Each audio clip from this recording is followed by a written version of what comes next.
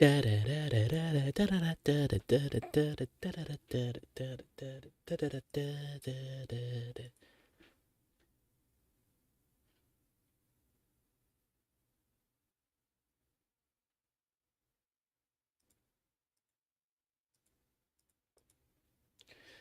tag. Yep, this one. And let's try some things.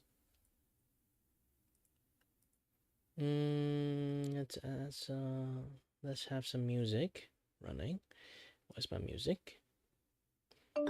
Hello there, Ron. Yeah, sorry that my voice went off a little bit. Hello there, Ron. Well, I ran out of water. Let me get some water. Fill in first.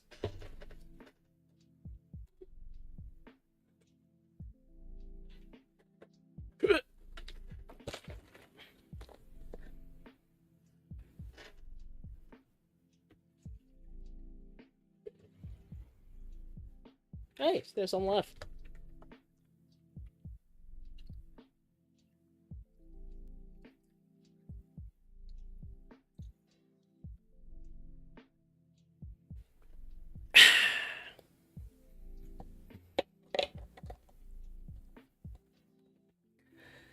Well, to be honest, if I'm going to say, I'm going to lie if I say I'm alright.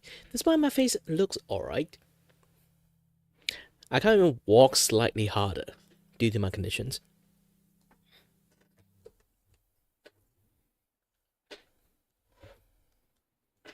Like, speaking about I can't even walk slightly harder, it means like, you know, sometimes you walk a little bit hard, you feel like your entire body stomped. Like you stomp on the ground, you feel like your entire body vibrate a little bit. For normal people, they can handle that. For me, I can't. If I jump slightly higher and then land on the ground, I would get super disorientated due to my disability. Yeah, and also because of that, I walk like a freaking ninja. So, I don't have any footstep when I walk because I cannot walk too hard. I walk really softly, and apparently doing that can scare the crap out of everyone in my house because I do not have any footstep sound. So every single time I just say hi there or just do something, it can suddenly they turn around, see me there, and then like scare the crap out of them. I'm basically just a walking jump scare inside the house.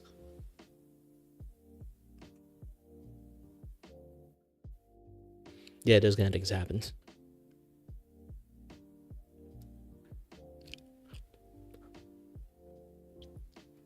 Sorry, I was like, it's been a while. Not been a while. It's been like a consistent things when I do streaming nowadays. I have my face and my VTuber avatar similarly happen like at the same time. Is because well, here's the thing, like male VTuber always have a certain debuff, so I always have myself with me, so it kind of like help out around.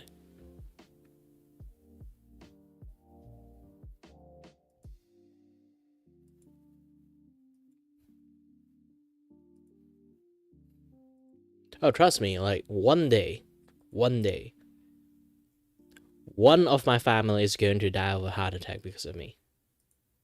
I'm not kidding. It's just like I say again, I'm a walking jump scare, so like everyone can get shocked by me every single time they turn around and see I'm there for no reasons. And since I always cook up inside my room, I always like, you know what? I cook up inside my room for too long, so I decided to go down, walk a little bit, go downstairs, walk a little bit, and then like you know, chaos ensue every single time I walk down because usually I just want to take a break. So everyone see when I get down, they'll be like, "Hey, do this for me. Hey, you're free, right? Do that for me." Yeah, I'm free. I'm free to take a break. I'm not free to do shit.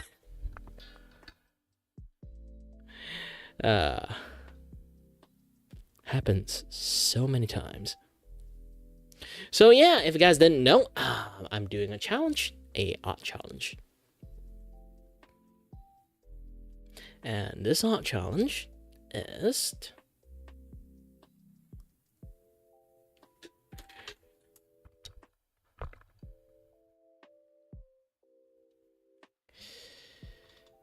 I draw a Vtuber.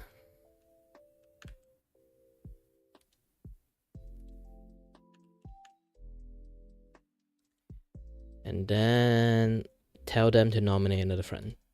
And they will keep doing it over and over again until, people just either stop responding to me or they just simply forgot to respond to me.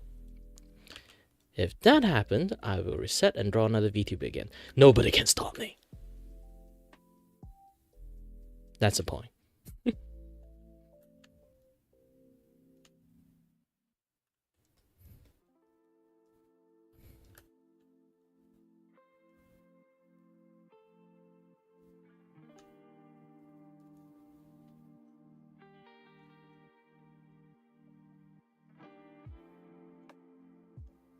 Okay, the first thing is like Ballerian. So I was like doing like Ballerian pose. My friend told me the foot shouldn't be drawn like this. For Ballerians, they do like cross leg pose when they do like a squat down, just to provide more balance. So I have to instead draw the leg like this.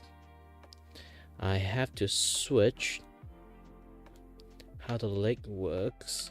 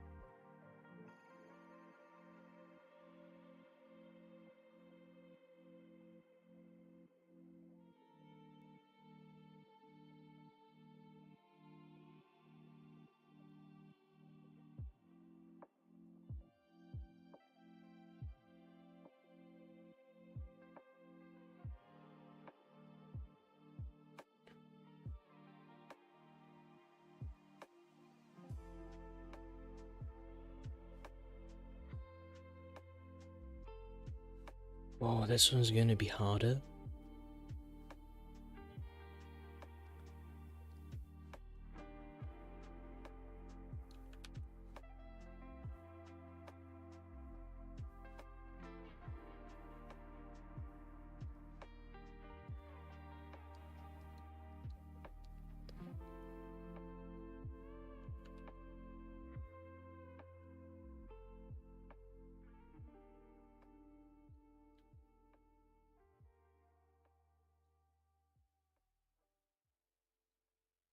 One, the ballerine footwear. Second, the ballerine footwork itself is kind of like really difficult to draw. It is a good challenge. It's just that it's going to be a little bit harder for me to draw it this way.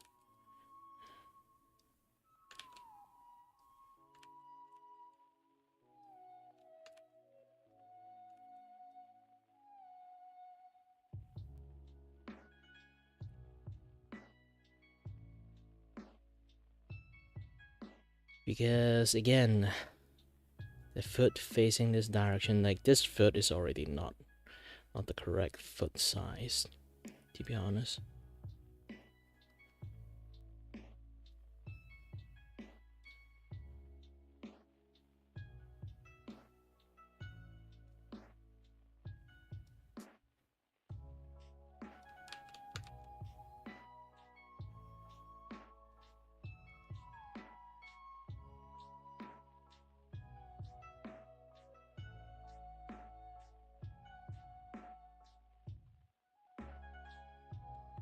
So, I'll do this thing properly.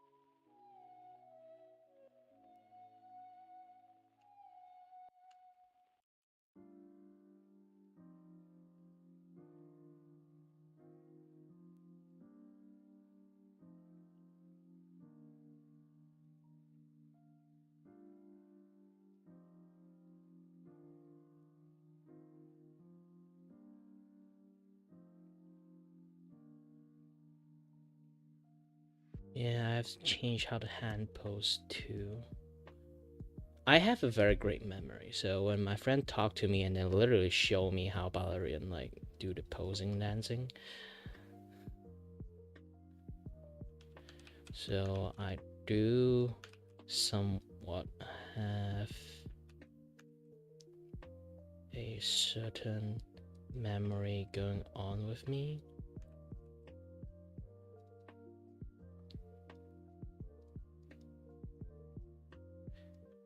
Obviously it's not exactly the hand poses like this. I felt like if they doing that pose, this kind of like hand pose is much more suitable. Unless it's wrong, you guys can tell me like it's wrong. So you guys can tell me a little bit.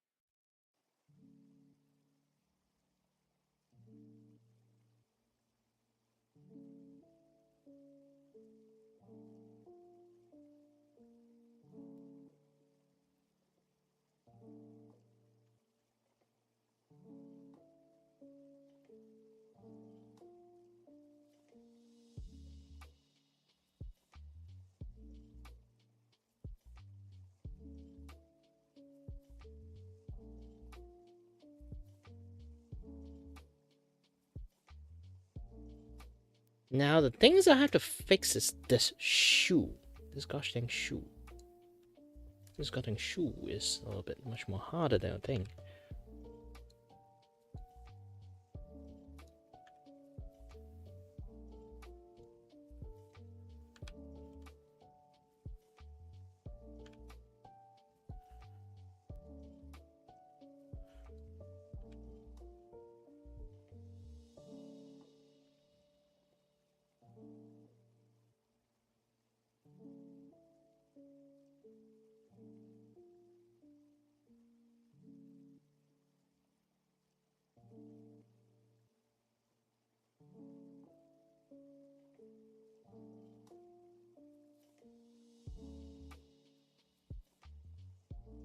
And then select everything, Control T again, move them up a bit more.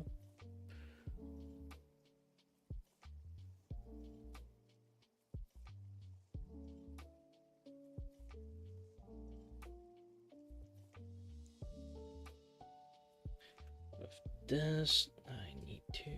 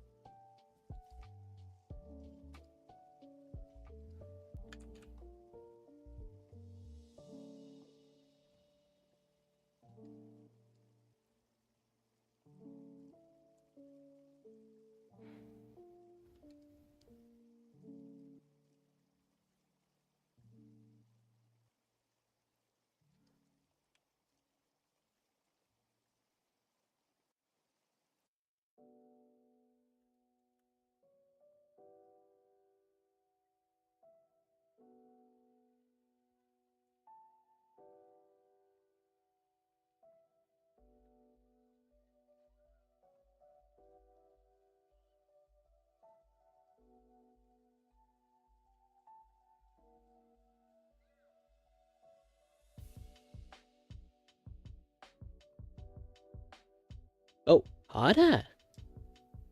Do you have your avatar and a face shown at the same time? Yes. Usually it's because of like the VTuber, male VTuber debuff. Like you either have to be very good at gaming, or very good at drawing, or very good at some things. Technically, do, but still, again, VTuber usually is a thing that guys watch girls, to be honest. So if you really want to be something, I don't want to be like full-fledged male VTuber in some sense. It's more like a little bit mix of both. Because I personally do want to become a voice actor too, and also become a VTuber and become a streamer and everything in the same time. So this way is kind of like much more fun, you know?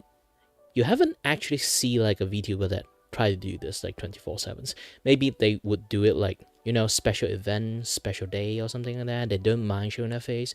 For me, I used to be a VTuber, used to be a streamer before I became a VTuber. So I also do not mind showing my face. It's like, it's going to be sad to say this. I'm not ugly. Technically, in some people's eyes, I am, but still.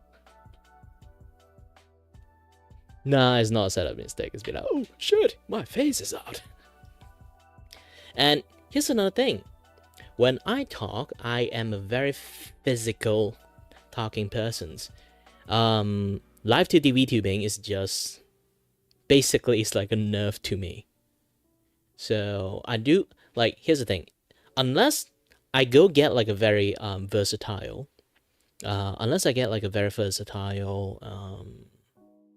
3D model, and 3D model with like tracking and stuff that can see my face, have a very accurate hand movement, head movement.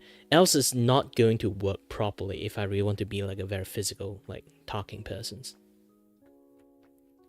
And as you already can see, like the avatar hair is a little bit on the floppy and spiky side. So when I actually want to like move, like, you know, like Vroid is a thing, but Vroid doesn't really support like spiky hair unless you do some very special things to it.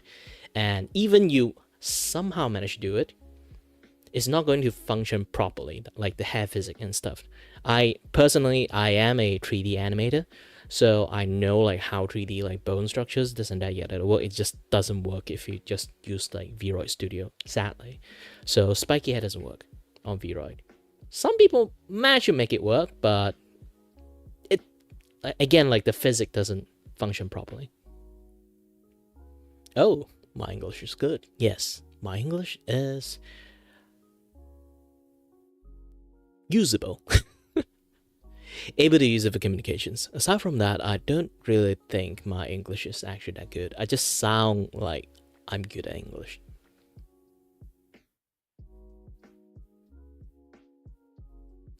Really depends. It's like this. You might think every day doing like one specific thing that can be very tiring or like very bothering, but once you kind of get used to, you really is just second natures. And sometimes people would do something like now you try to think about it. Is anything that you do in your entire life that actually, if people kind of like think about it, is actually a really extra step to you, to other people, but not for you. It's like maybe you woke up and you first thing you do is, aside from brushing teeth, you do everyday like morning routine stuff, and then later on you go out for a jog. And if you got used to that, it's just a normal thing. But for other people that don't like jogging in the morning, and then they first time see you there, and then it become like a super annoying stuff to do, then I'm too lazy to jog in the morning. Also, hi there, Ducky, I'm not blind. Talking about something else.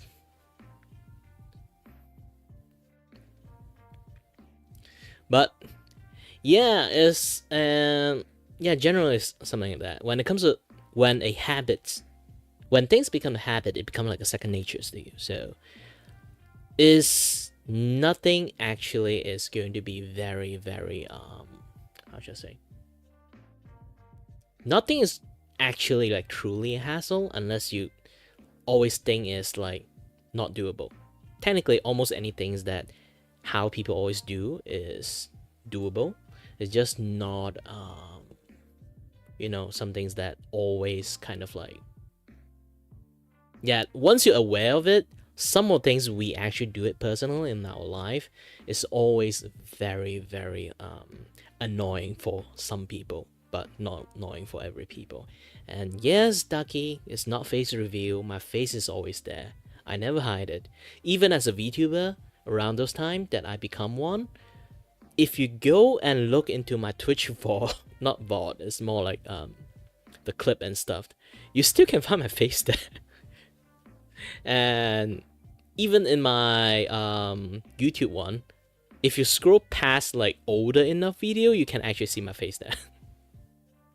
I did remove some of it, but not every of it. It's like I never have an intention to hide my face in the first place. And also, I totally forgot one thing. There's another reasons that I become like a VTuber. I don't really have to, like, you know, every single time you have to, if you're going to look at the camera and people have to look at you, you always have to look presentable, you know?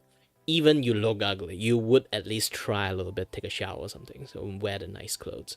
And that's like a debuff of like being like you know, cam streaming, have like face there, and then you have to make green screen.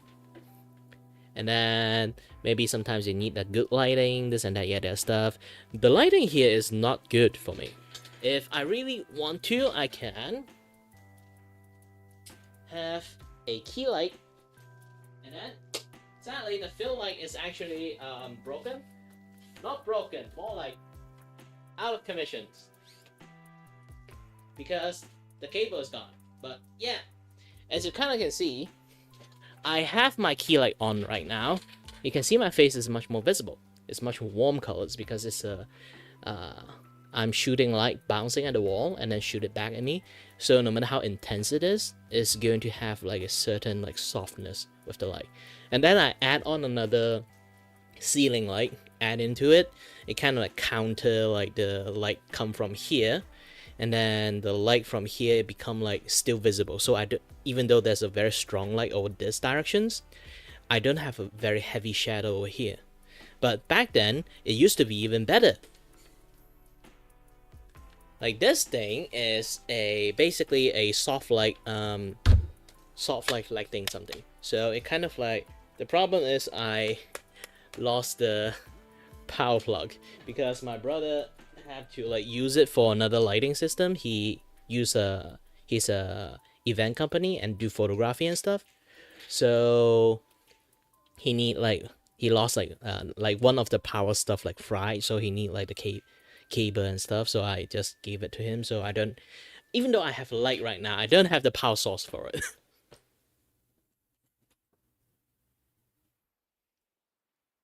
So I lost one of my fill light. So you can see like I still have somewhat of shadow over here because I'm just temporarily using a ceiling light that I rarely use because it's going to make my room really bright. Use that as like a temporarily like fill light if I have to use my face. That's a big issue when I use so many light shine at my face. When you're playing games or doing drawing stuff like that, you really do not want like too many like light shining at eyes. So it's hard to play games when like you have like literally like studio like shooting at your face. So yeah, it's going to be a little bit bothering. And oops, yeah, I feel like my glasses a little bit needed to clean. So hold on a little bit. Either is my glasses need to be clean or my eye issues has gone worse.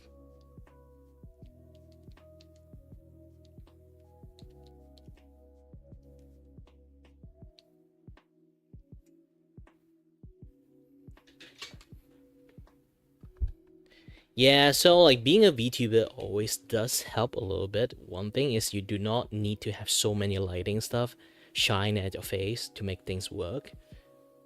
And I know all this kind of things is basically because, like I say, my brother work in like a do photography and stuff. I used to be his photographer, part-time one, so I know a things or two about like lighting, and also I study like 3D animations. So I also study filming, so I know like how to do like camera work, filming work, this and that, yeah, that stuff. And even 3D animation, 3D modeling, like 3D rigging, this and that, yeah, that, like everything about like 3D stuff. But even before that, when I studied like 3D animation, I used to be an engineer. I studied mechatronic engineer. So in a way, I function like you can technically say I function like a Da Vinci. I know machinery stuff, and then I also know art.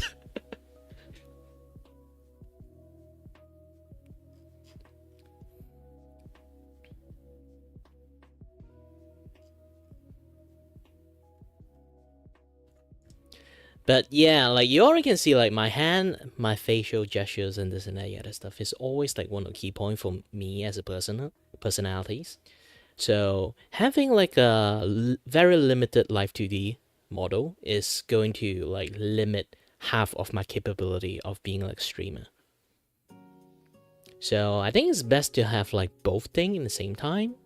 You know, like have my face there and then have my VTuber model there. I still want to be a VTuber, but I also don't want to get constrained by VTuber like limitations.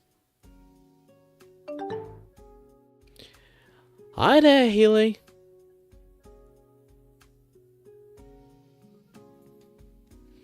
Well, drawing is not really like a very like tough things going on there. Especially when you do try to think about it, it's basically like any like just chat streamers is function basically like that with like an additional game software like behind it. Live 2D model always like VTube Studio always function like a game. So if you have something like above a 4060, technically even 4060 can handle like all this thing happening at the same time. You don't have to like have like a high-tech stuff happening to do that, because you originally already have a camera looking at you in order to make VTube Studio work. So I'm just using the same camera that looking at my face, that just duplicate it out instead of like instead of hiding it, I'm showing that camera side out. So it becomes like it seems like I'm running a lot of stuff, but it's still the same old VTube Studio. Unless I play some games that have like high intense like graphic fidelity, like Resident Evil 4 Remake, that would like lag out the VTube Studio, because you are running VTube Studio technically is a Unity game, and then you're running another game that is like really high graphic intensive stuff. If you do not have the graphic RAM for this, you can't do things like in a proper way. Yeah, you can. Here's the thing: you can do two things. There's two ways you can fix these issues. One, obviously, get a better PC, or you know how to fix your. Let me try to see. Can I do this? No, I can't. Basically, like you have to do some setting that can actually help out my VTuber avatar like this.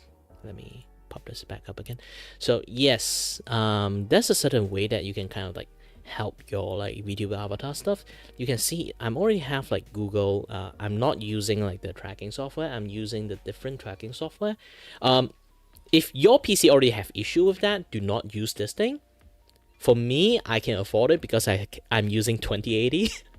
But even 2080 have its limitations because the GRAM is not enough. So if I play any games that is like model after the newer graphic card, it's like 12 gig of GRAM. So it's going to be difficult to run the game. So I have this thing. This is called V-Bridges. It's basically making like your model much more expressive.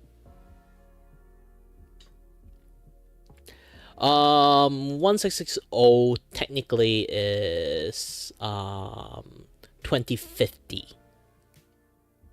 Yeah, 2050 can't really handle that much things, but it can handle quite a lot of like VTuber stuff that if you just want to do that, it still kind of can functions. And where was I again? Yes, this thing.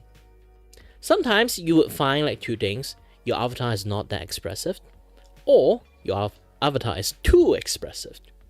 So you can try to lower down your computer like programming stuff by having this thing configured. Live 2D mask config.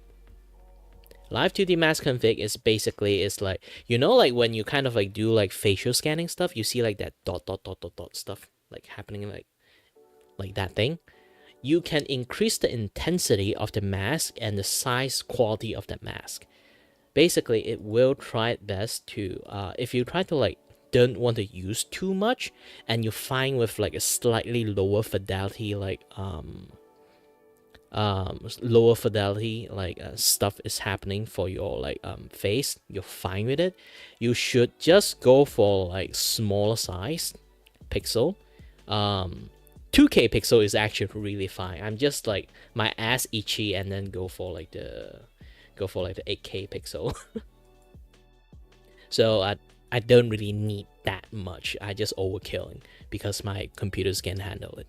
But if you just select this thing and then have a certain number of masks, more mask, you can see like max 1024 masks. More masks means more dot is in your face. The higher the resolution of your pixel, basically more clearer the image the computer's seeing your face is going to be. So generally, if your camera doesn't really have that high of a megapixel in the first place, it can't capture like a very high quality face, you don't even need like a very high quality like pixel scan in the first place. It literally say like live 2D texture setting, higher resolution means sharper mask, but it may impact performance. So if you can't really see that much mask in the first place, so you don't really need like a very high quality like image, because your image isn't high quality in the first place.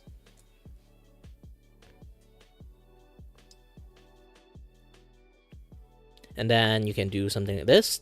Just maybe like you can have like a much more higher mask, or like just a little bit on the medium side. You can choose this one. For me, I just choose like 8K because like I have like pretty decent like webcam. My webcam actually is a phone. You can actually use your phone as a webcam. You can go search your webcam, if you are using Android phone, you can search for something called a Droid Cam. Droid Cam is actually, you can download one in your PC and then download one in your phone. You can actually link them together via either Wi-Fi or cable to kind of like beam the image from your phone to your computers. Let your phone act like a webcam. You can either use your actual phone or your like older phone, or maybe some of your family member have like this old dinky ass phone that still have a decent camera, so you can use that phone too. So you have like a slightly better webcam at the end, because most webcam doesn't really have that good of a, you know, stuff going on there, despite they calling it like a webcam specially for like conference and stuff. They don't function properly most of the time. But yeah, this way you can reduce like your computing power for this. And then another thing is for you to not using Google Media Pipe or RTX, because your computer cannot handle it. Just go for 4. Yes, you don't even need like 5, just go for 4. Because 5 is just support blinking. And then how to like sometimes you notice like your Vtuber model might open and close like one eye, or like that blinking is not matching. Hi there, Cookie. Your blinking is not that matching. You can actually use this thing called a similar eye input. You can scroll up to here, and then you notice my eye open right and eye open left.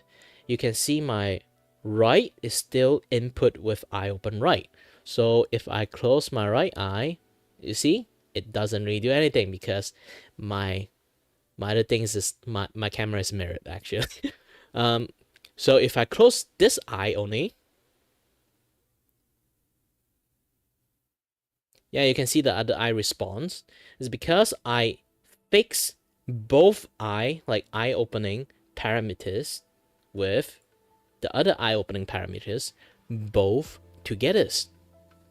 So if you do this thing both together, it makes them kind of like being able to like function eyes, like they just look at one eye and then do things. Get that?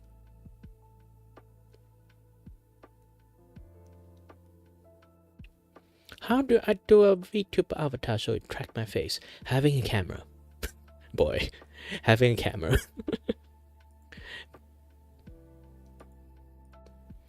Yeah, depends, like, because not everyone have like a setup that can literally look at your face. So you might have a situations where your camera is like this, or your camera is like this. So they only can look at one of your eyes most of the time. So if they're going to look at one of that eye, you can actually set a setting that they only need this eye output. Like your face is like this, they will only like see this eye input, or this eye input. Really depends which eye you prefer. It helps a lot if you have blinking issues, if your camera is just like looking at you at sideways, because looking at you at sideways still kind of works. If I'm looking at here right now, and then I recalibrate my face,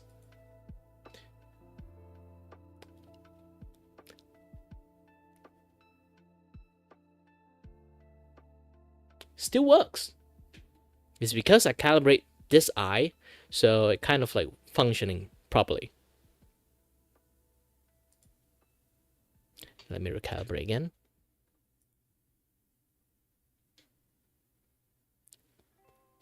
So yeah, you won't have too much eye issues when it comes to that.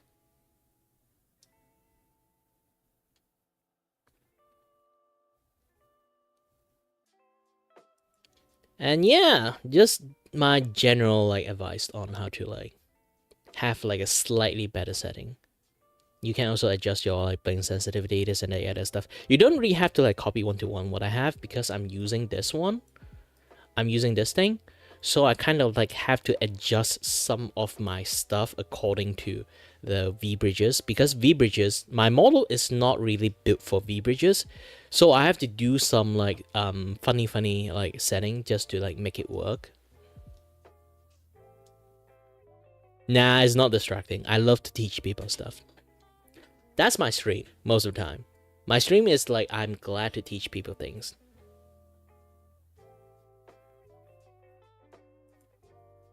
Besides, I also realized that my camera is actually not really the centers. But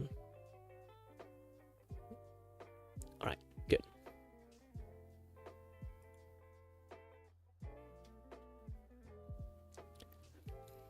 Yes, it does. Because VC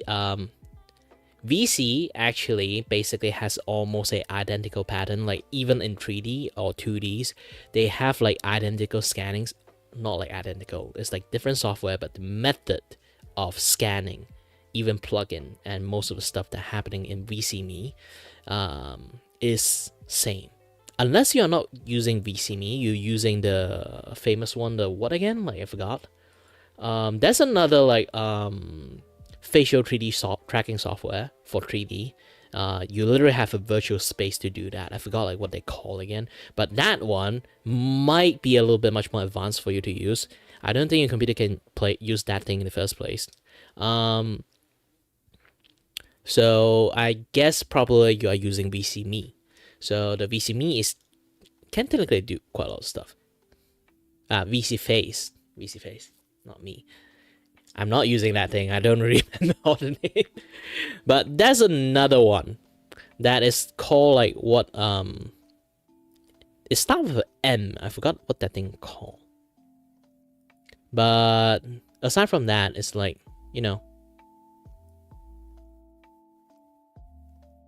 you kind of like already know like most of the stuff here. So I don't really have to show you more. Actually, I think I have to show you one last thing. You know this sometimes. Okay. You know this sometimes. My mouth is literally being blocked. But you notice my lips is still moving for my VTuber avatar. There's a reason for that actually. What you need is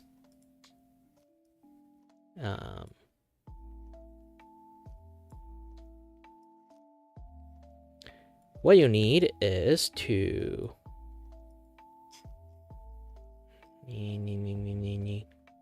have this thing on. Yes, it's based on audio. If you already know that, good for you. But if you don't know that, let me teach you a little bit how to do a setting. Even you have this thing setting on, and then you can see like all this parameter, voice frequency is going to like confuse the shit out of you. Do not do anything set up like this first, okay? Let's go back to model setting. Go to here, mouth form and mouth opening. You go to the input.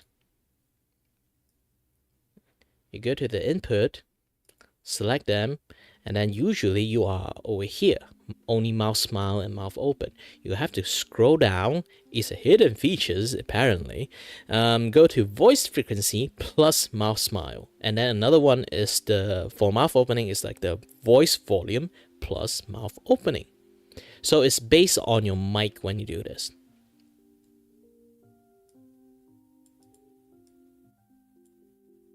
So once you finish this, then you can go to the other side. Let me go back here. So I really hate Windows 11. It always does these things. So if you really want to learn how to like adjust how to make this thing works, you have to see this thing. You notice when I talk, this thing go up and down. And remember when we have that parameter like moving, it goes up and down for like to like control like how much our mouth open, how much our mouth is closed. It's actually doing that thing here. So the more voice I have, the more opening the mouth is going to be. Like see? I have like a certain like consistent like loud tone there. It become like really loud. I actually max out my volume because like my mic is not really that loud actually. I kind of like had a little bit adjustment over there. So I have like a pretty loud volume. If I don't have like a very loud volume there, you can kind of like already see my mouth doesn't really open that big. So having this thing with a certain amount of volume gain, you don't really have to like max it out. Really depends on you. And then you can have that. And then volume cutoff. Volume cutoff is basically how much snappy you want your lips is going to be. Because when we talk, we actually have a certain like open and close forming speed. But for anime, depends how anime your avatar is. You can have like a very sharp cut off. So it's basically it just immediately open, immediately close. If you really want your voice to function more like an anime characters, you can have it like close and cut off like really, really fast. I have smoothed on, so no matter like how fast it closed, it kind of like still have a certain like closing speed. But it will still like close really fast if I kind of block my mouth. You can see it. If I max this out, it just like cut off like really, really fast.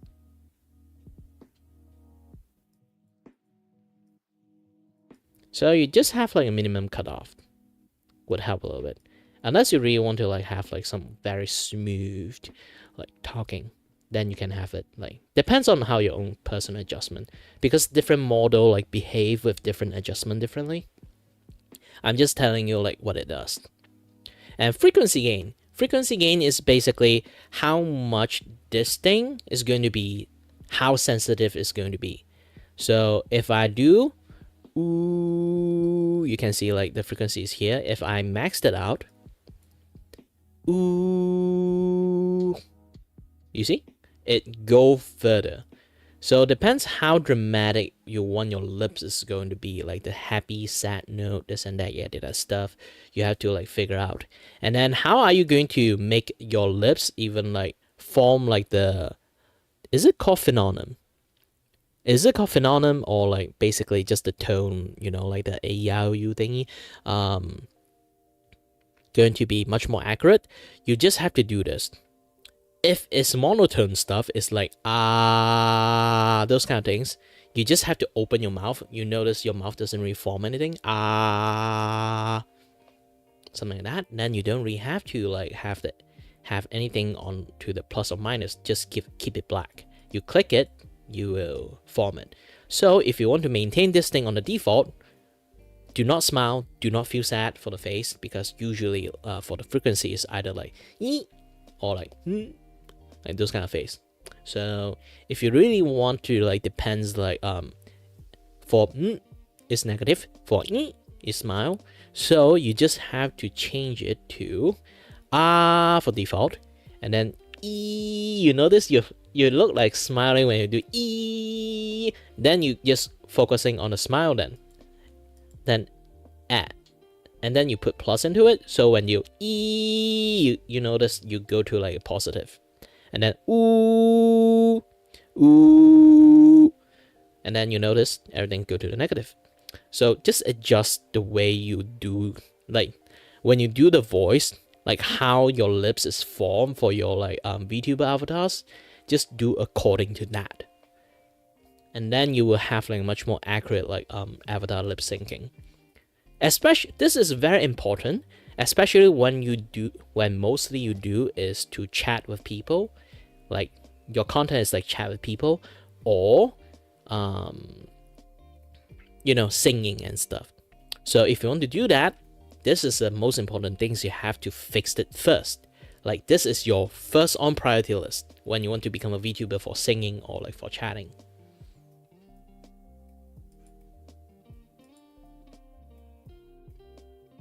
And yeah, that's the general stuff I can teach. Nothing more. Nothing more.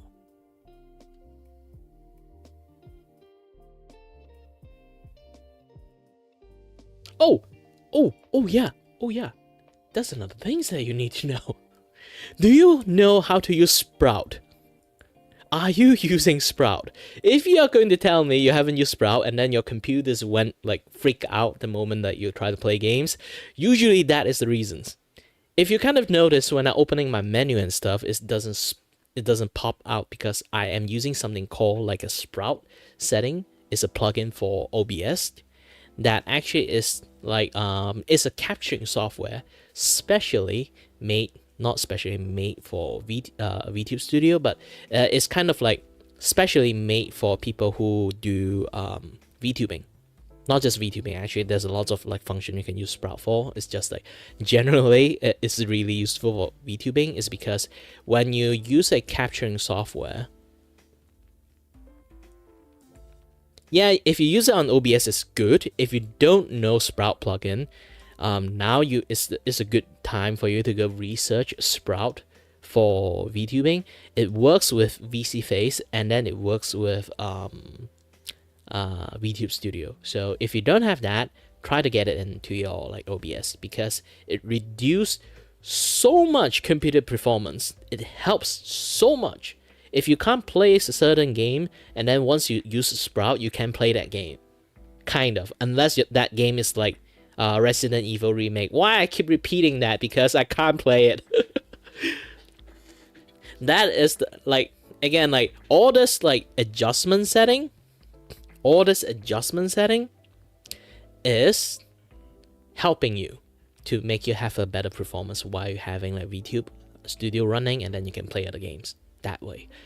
And there's a second method. Best to have both method like on, but the second method is actually somewhat much more important. This is some things that is Sprout 2, something like that. You have to search how to like install it. Actually, I got like a website that's like a VTuber teach you how to use this. Let me post. I'm going to post it in Vtuber chat, so if you guys want to see that link, go to there. But I think you already I think you already have it, so Yeah. Just go to YouTube. Like there's a Vtuber teach you how to use like like the sprout thingy. If you already know, then it's good. If you don't know, now you know more. Let me find it.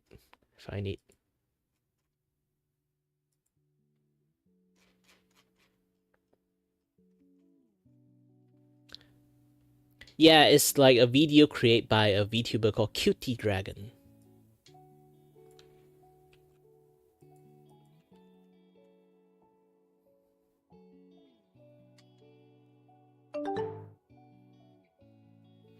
I did actually. I did a VTubing because like the Cutie Dragon already made the sprout, so I don't really have to do the sprout thing. I actually make a video about how to optimize your VTube Studio stuff. Generally, it also can be applied on VC Phase 2 because it's the same as thing. Most of the setting you look at it, like you try to compare to it, is actually like a literal mirror.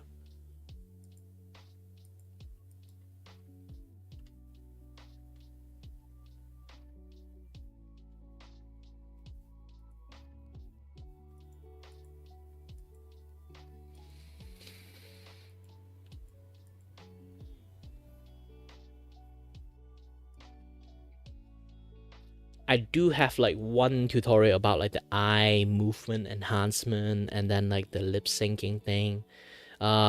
Too bad nobody watched that thing.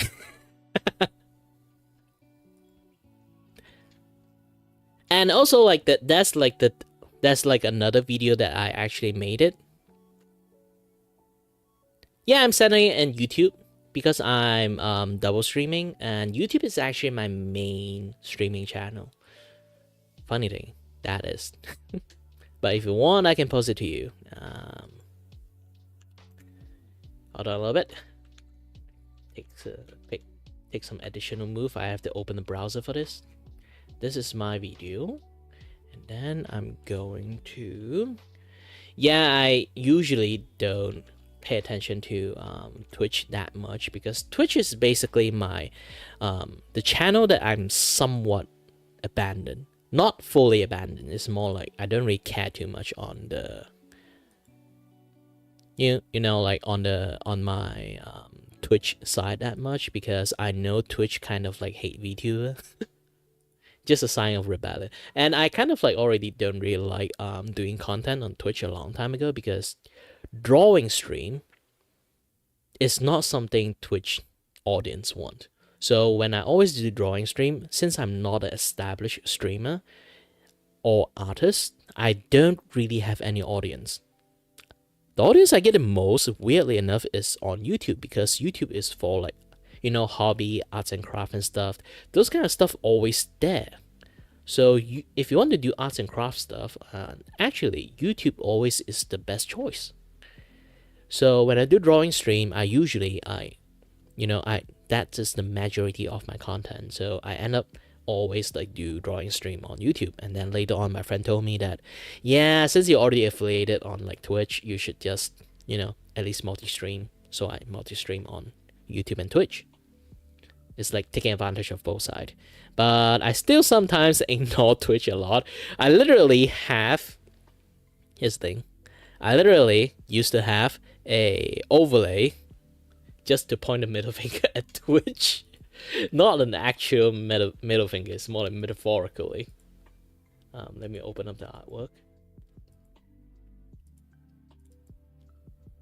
Since I can't show that much. Yeah, this is that artwork I drew. So basically, if you go to Twitch and watch me around those time, you can see this thing, and then my stream is like here in this like tiny window here, and then majority of my hair is blocking most of it. Majority of the hair is like blocking most of it, and then just tell people, hey, you can come to my YouTube channel, it doesn't have ads. Yeah, here's the thing, like even I turn off all the ads in Twitch, they will still force like maybe 1 or 2 ads into it, which is kind of annoying. Even though I promise people that I don't put ad in my Twitch, they will still tell me that, hey, I got ads in my stream. I was like, wait, what? How? And then I go check again. Every single, maybe like once or 2 months, they will renew the policy about ad. And then every single time they renew like the ad stuff, they will turn back on every ad things and make it a default again. It's very annoying. It's very annoying. Every single time I have to go in there, manually turn off the ad, and then they make it harder and harder every single time.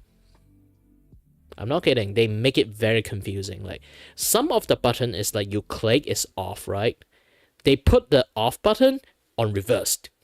So when you kind of like see it, you thought it was off. No, it was on.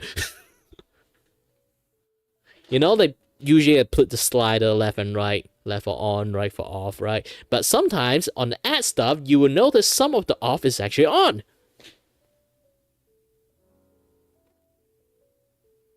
The inconsistency, they made it on purpose. They seriously did that on purpose. The scumminess, you can feel it. You can smell it.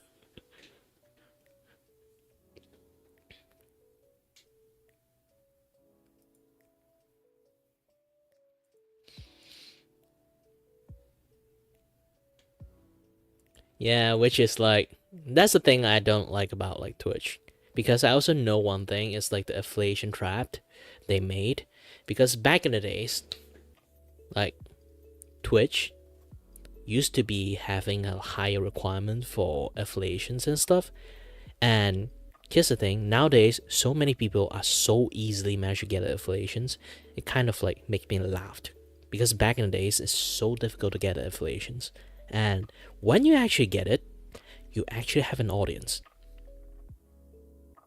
I'm not kidding. Nowadays, people literally can say, I almost get affiliation, please help. They can immediately get affiliation next day. It's that simple. Maybe just one raid, you can get affiliation next day. You really, it's like you might be happy you might get affiliations, and then you might be even happier. Maybe 1 or 2 audience that is consistent that watching you, just that 1-2 guy decided to sub to you for fun or prime sub you. And then you would think that finally I can earn my first bag of buck in streaming, and then they withhold that streaming until you get $50, and then you kind of trap in there because you cannot get that the first bang of the buck you just got from people subscribing to you on Twitch, and then you're stuck in there.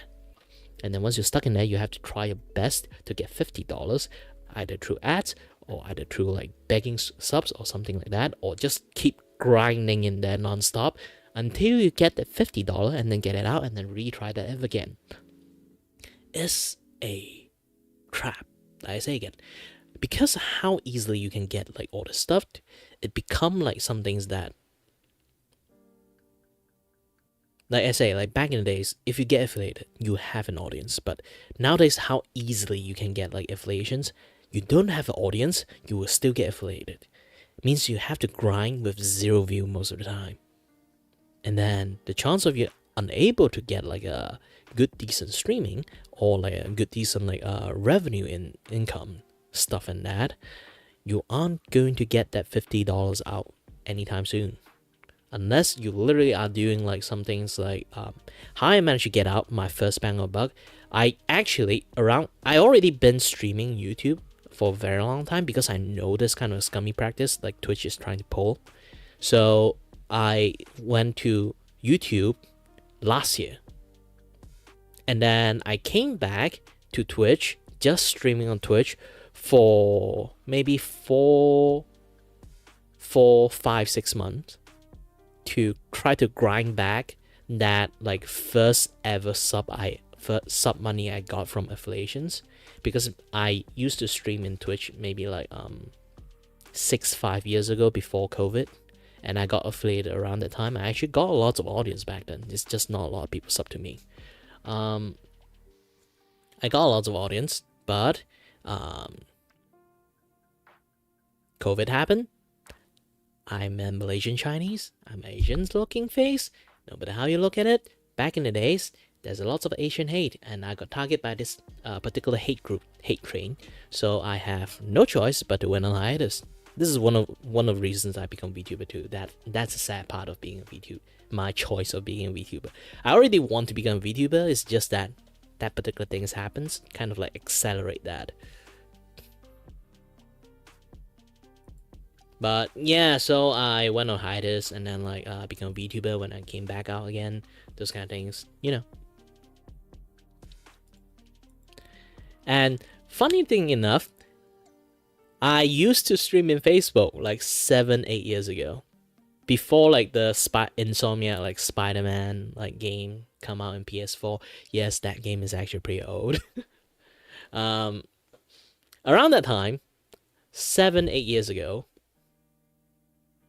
I used to be famous. I don't know what happened. I don't know how. I used to be famous around that time. And when I say I used to be famous, I mean like if you compare to how people view streaming now, if you get hundreds of viewers, you consider a very successful streamer. But around that time, I got 20k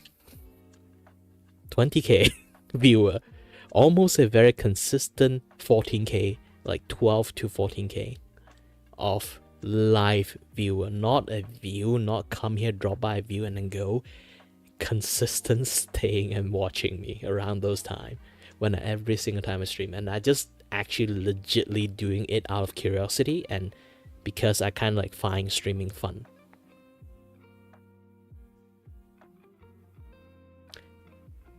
I still can't really believe how that happened, but it's in Facebook. Most likely people just maybe just some algorithm issues. I don't know what. I try to replicate the same things by using using another account. It doesn't work. So I guess around that time, that account just really somehow being lucky, and lots of people come and watch. So I don't know how that happened.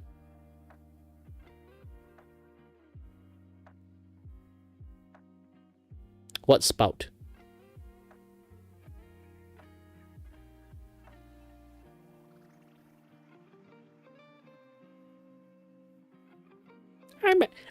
Now I can actually use this excuse. I am a Asian! You think I can pronounce the word much more correctly? I am a Malaysian. Haven't you heard about Uncle Roger? Can we pronounce the word very correctly? Actually, we can. But still.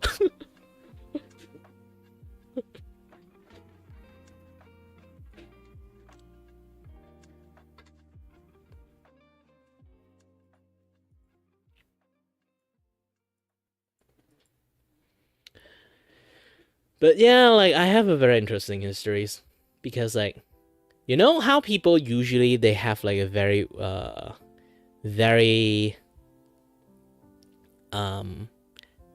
like weird like rise and fall. You know, like some people is being like a very famous influence. Maybe they did something scummy like crypto or like scam people, or like maybe like you know, being a little bit handsy on some people, and then they got like call out and then they not become a thing. I used to be famous and then become not famous and then become famous again and become not famous again twice, but not because of those kind of like you know, like me being handsy to girls, or me being like very scummy, or I'm basically saying I'm an asshole and I like it, like those kind of things. I'm not like that. I didn't do any of that to get myself like fall. Both fall is under circumstances I decided to choose to ignore my audience. First time, the rise and fall is actually, like I say, I used to stream in Facebook for fun because back then I just find like streaming interesting, so I wanted to test it out, this and that other stuff. Learn how to use OBS. Back then, OBS is not really like user friendly, so you have to learn about coding, scripting, and stuff to make things work. Yeah, all those kind of jazz happening to you, and yeah. So I become famous because I teach people how to use like OBS plugin and stuff. and also how to like do lighting, how to do like filming, how to do like making video content, this and that, yeah, this stuff. And it's a very good information for lots of people. So I become very famous because of that. And then I also play games and teach people how to like do this and how to like what kind of equipment they have to like get to start their streaming journey, this and that, yeah, stuff. Because I do view streaming back in the days as a hobby, and then I do like those technical stuff that happening that I have to like finesse around to like make it work. So yeah, even now you kind of like already know like I do have a neat setup even for a physical stream. I literally have a wall of like stuff, this and that, yeah, other stuff. I do make stuff neat for streaming as a cam streamer. So I have all the equipment and stuff for it. It's just that I rarely use it nowadays because I'm a VTuber now. But yeah, so back in the days, I do teach about like lots of stuff on how to like become a streamer, this and that, yeah, other stuff. How to like use your camera, like what plugin you should use, this and that, yeah, the other stuff. And I got really famous because of that. And then I also play games. When I start playing PS4 game, PS4 Pro, I have a PS4 Pro, and then I play that game over there, and then like playing all the games, this and that, yeah, the other stuff. And what was to say? Yes, Spider-Man came out. Like around those time, I already got like 10k people watching me, and then when not 10k actually, it's just 8k people watching me. 8k is still a lot, 8,000 pair of eyes watching you doing like stupid stuff, just explaining like how like maybe like I just explain like how this thing works. Like just literally just explaining, oh, this is like how you use this thing, how do you open a tool, and then go to script, and then type this to activate this plugin, this and that, yeah, that stuff. Like those kind of things. And then Spider-Man came out because it's only, it's some things that only PS4 have it, so not a lot of people can play Spider-Man. So lots of people start watching people play Spider-Man. And that time, I also play Spider-Man games, and I'm very good at it. Like, like those kind of Spider-Man, like, hardcore combo, and then, like, do Taskmaster stuff, get all the gold coin, fight Taskmaster, all those things. I did all those things. And I always play, like, all the, like, the stronghold missions, like, I'm freaking Batman. I'm Batman. And just go full stealth, so it become even more interesting. See how people are waiting to see me fail on the stealth thing. I'm actually so good at stealth, I can actually finish the entire thing like in a very aggressive stealth mode. Because like how to do aggressive stealth mode is basically it's like you just go in very boldly, just take out everyone as fast as possible. It's technically not stealth, but nobody notices you. It's technically stealth. So something like that. I do a lot of things, and then those kind of things, and then people are very impressed, and then lots of people watch me. That is like around the time I hit for like 16k people watching me, and then the highest peak that I ever get. I'm not sure if 16k is the highest peak or 26k is the highest peak. I think it's 26k highest peak. In my memory, it's 26k. But it's 8 years ago. I keep repeating this story. I might have a little bit memory corruption here. But I know it's above at least 10k people watching me. I can at least guarantee you that. I can't give you a specific number anymore because it's been ages, and then I delete the page due to some issues. Because around that time when I'm streaming, yes, I'm streaming with my face, but also there's another thing, I'm streaming with my actual Facebook account.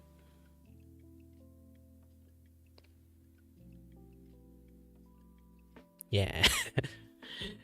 So I'm trying to change the page name, but sadly, they refuse to let me change my page name for some reasons.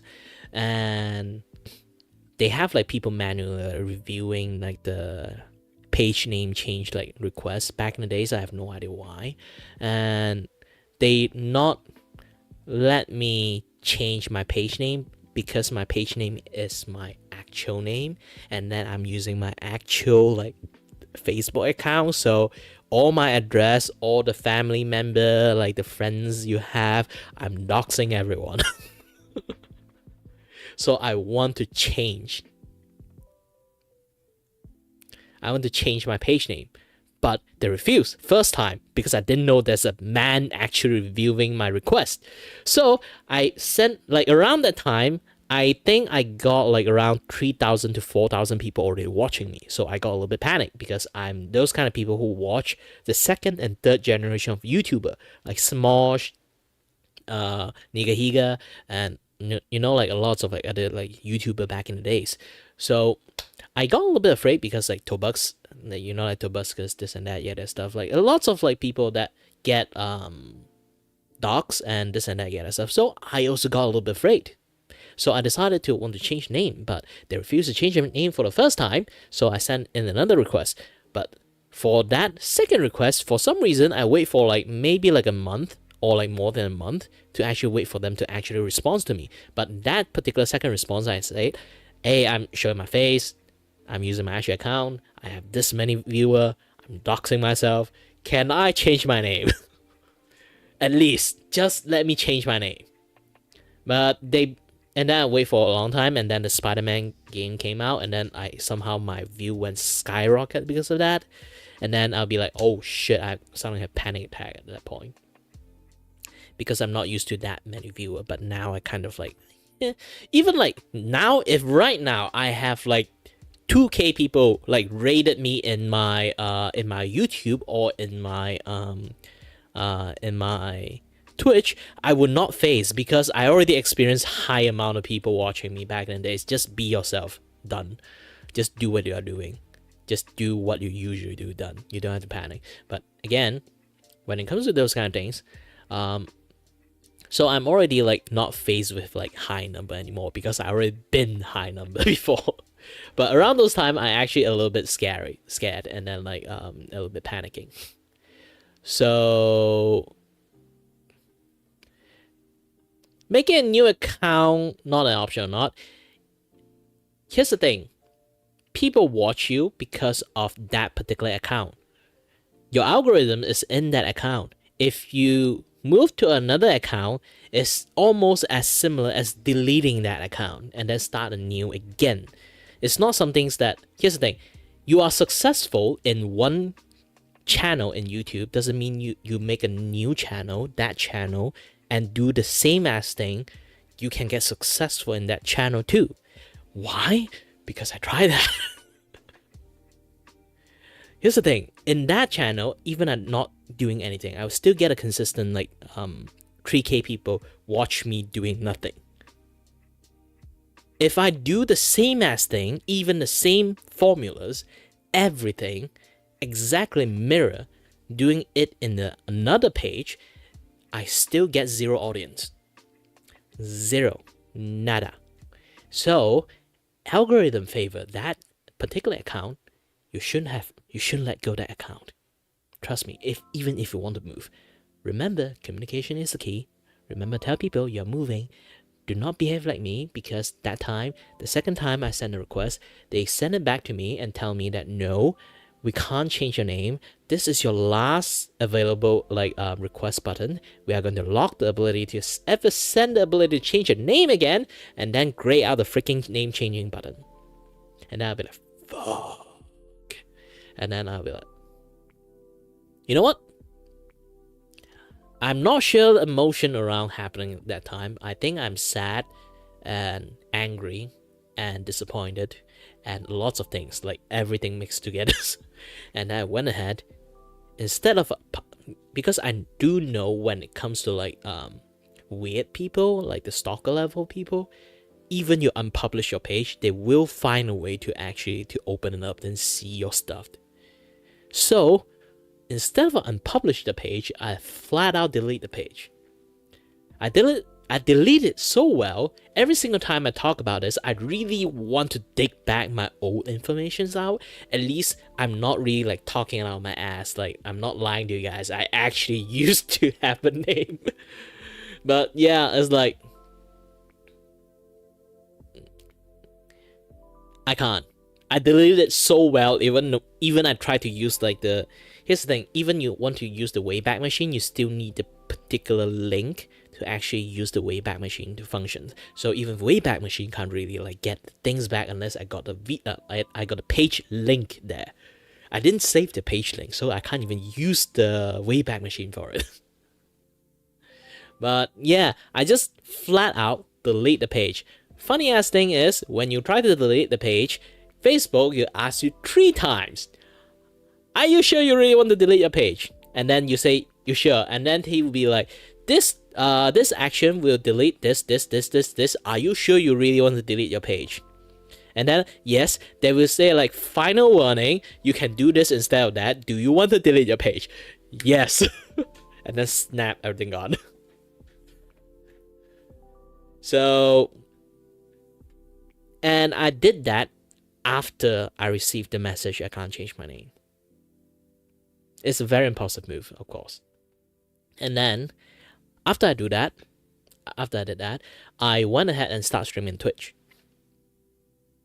Lo and behold, after I select Twitch, because I didn't announce I'm moving or anything, or like I just do anything other things, other this and that other stuff, I just immediately delete the page and then start streaming Twitch. Here's the thing. Like I say again, why do I know that making a new account doesn't work? Like I say, am I famous now? No. Am I famous back in the days? No. Alright up. Yeah, and that's why, like, the reasons is there. So, once I move to Twitch, I'm still doing the same thing. But, I literally have 0 audience for the next 3 years. 3 years, I'm not kidding. 3 years. Until, like, around before COVID time, Phantasy Star Online, the game I usually play a lot, Xbox decided to make a global version of it. They announced, even before announcing it, a lot more people start to watch Phantasy Star Online too. The people who stream like the Japan version of it. I play the Japan version of it. I am very good at fashions and very good at the game. And then lots of people watch me. And then I teach people how to play Phantasy Star Online 2, this and that. That is how I got affiliated, actually.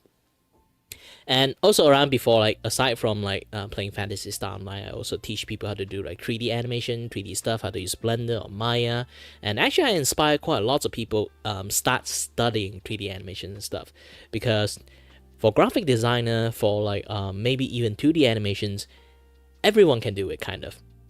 You just watch a video, you can kind of like already know how to do it. But when it comes to 3D stuff, it always is a skill that everyone needs it. Because it's not something that easily can do by just a random persons.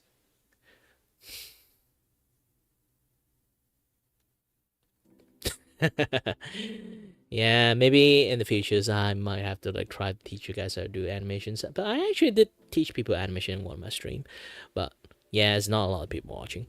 But again, so I inspired quite lots of people like do 3D animations because around that time I was studying 3D animation in the universities. Some people actually recognize my voice. Some people legitly recognize my voice, and then they'll be like, "Oh, it's you!" I literally inspired them to study in that universities too. I think the university have to like pay me for that shit.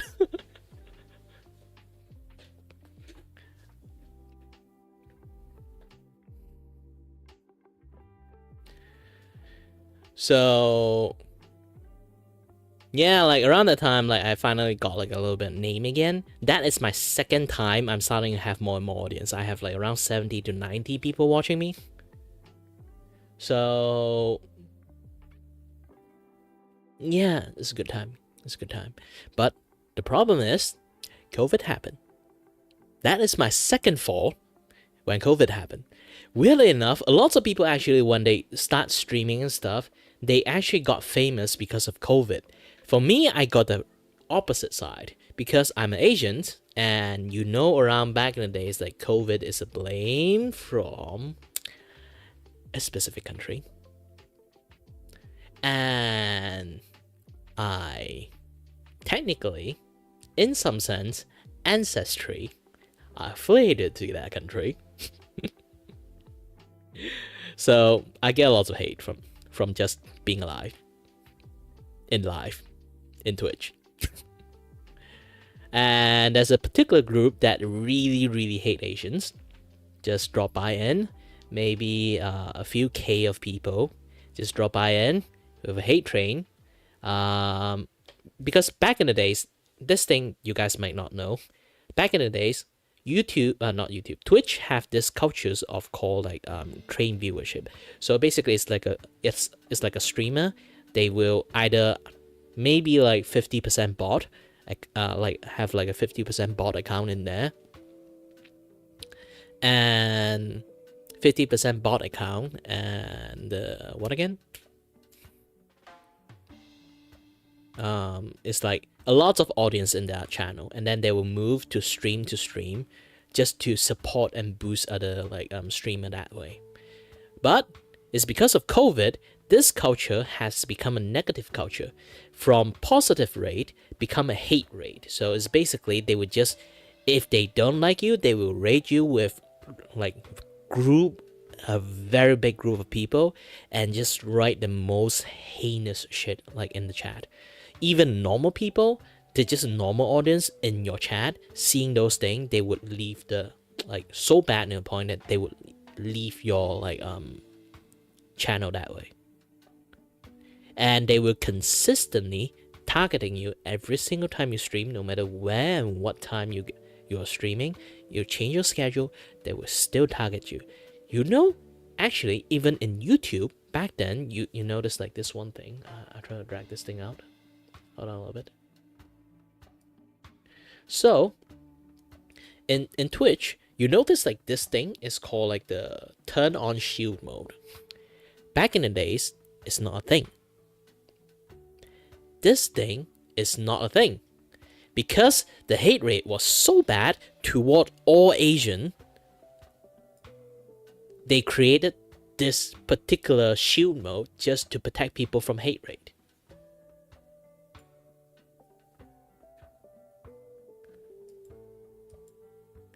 No, they literally just targeted. Here's the thing: you can't really like abandon a successful channel. It doesn't work that way. Imagine like you do cooking stream, and then you got famous because of that cooking stream, and then you make a second cooking stream channel. That second cooking stream channel might not have the algorithm that can support it. So even you make a new account and stuff, it's not going to, you doing the same shit, it's not going to work. Because the algorithm favored this channel, doesn't favor that channel. So you do the same as thing again, even replicate how you normally do your own content, it's not going to work every single time. It's like some people can do like 360 backflip, they get a shit tons of view, and then there will be other people who do 360 backflip and they got 0 view. There's a reason for that.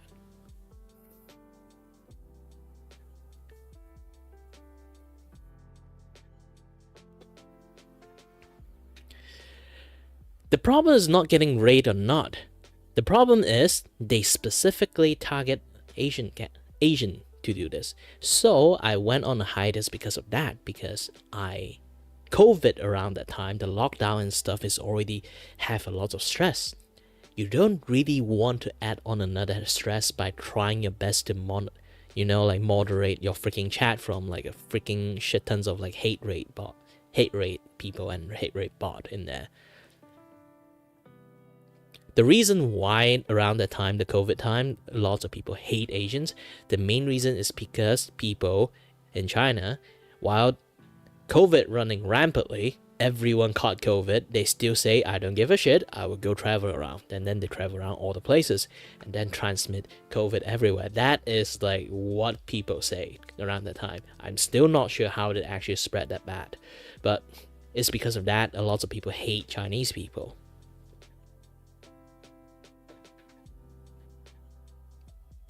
Because of that, people have to get locked down, like chaos ensued, this and that, that stuff.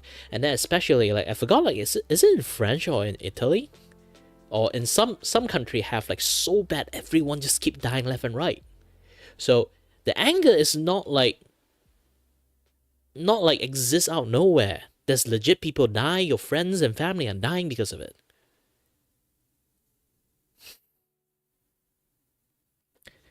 Because COVID-19 not used to call COVID-19 is called something else. And I kind of forgot. Just like the Wuhan something. So because it was kind of originate from that, but not people are sure it's actually originate from that or not, but definitely it's explode over there first. So yeah.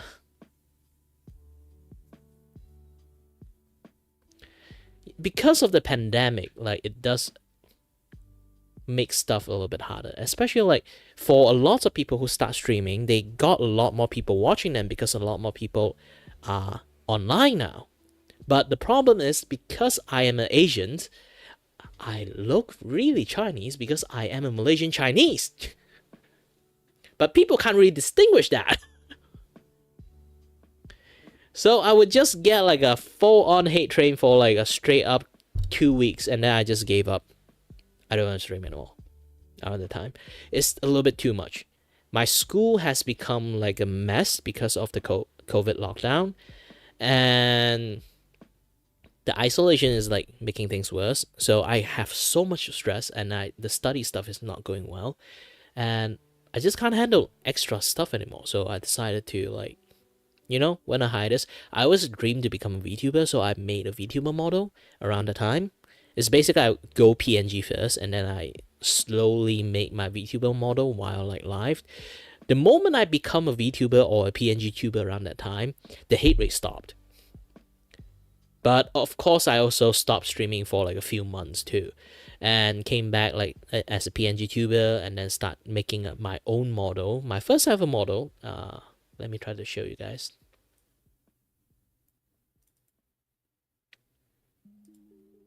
Maybe I already showed you guys before, but yeah, this is the first model I made. Hold on a bit. Yeah. So this is the first model I made. There's lots of stuff there. So yeah.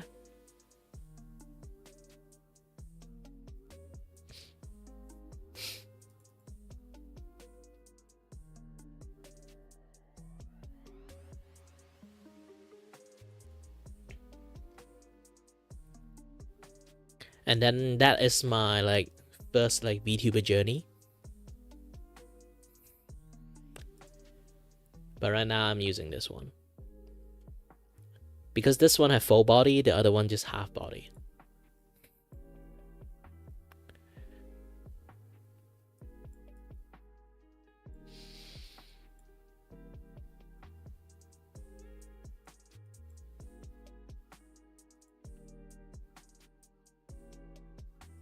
But yeah, I do feel a little bit sad is that I already planned to become a VTuber, but the problem is because of this like COVID hate train that has been targeting me, it accelerated me wanting to become a VTuber. And then once I become a PNG tuber, the hate rate is just gone. And then there's a reason I don't show my face anymore. It's because I'm still worried about this hate rate. And it's been a few years. People already forgot the reason why people hate Asian because of COVID already. So yeah, I think I can start showing my face again. So this is why you guys now can see my face again. Because of that. And I also know that male VTuber is much more difficult to exist. So having this like me here and then alongside with my VTuber model, it does have a certain uniqueness to it. I really hope that this kind of like start hitting much more better of being like it's like one way to kind of like stream as a VTuber, like one of the method to do that, because usually a lot of like VTuber have like a lot of like weird rules because like they can't show their face, this and that other stuff. There are people who actually legitimately not show their face for reasons. It's like, I am not actually that bad looking.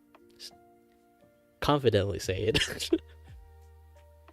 So yeah, I can kind of show my face. Even you kind of like are like not like that well looking. You look at Asmongo, he's technically balding, and then he still like have lots of people watching him because he have a good content. Like for dude, that kind of debuff doesn't really help that much. And for girls, some people are still like, even now, right now, I'm actually like really like sensitive to my own weight. I'm actually quite fat.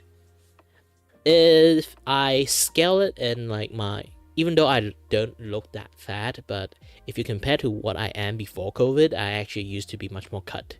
Now I have like a belly.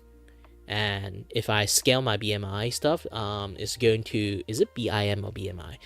It's just like scaling that thing, like my height, my weight and stuff, my age. I'm technically already at category 1 obese.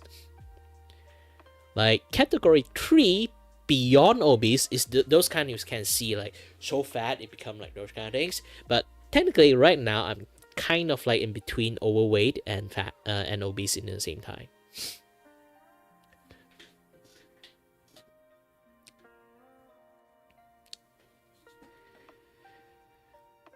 And as you already can see, because VTubing is kind of like started with female VTuber first, kind of start off. So even the female VTuber, like in real life, they are very attractive, they are very nice looking.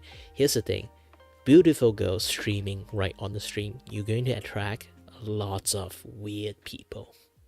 So having a mask on actually does help a lot of girls. So I do see the benefit of having that thing. So it's not like I'm dissing the culture of not showing your face. I just say there is a reason and I respect that reasons. But also I would, you know, have myself out there. Not really a big deal.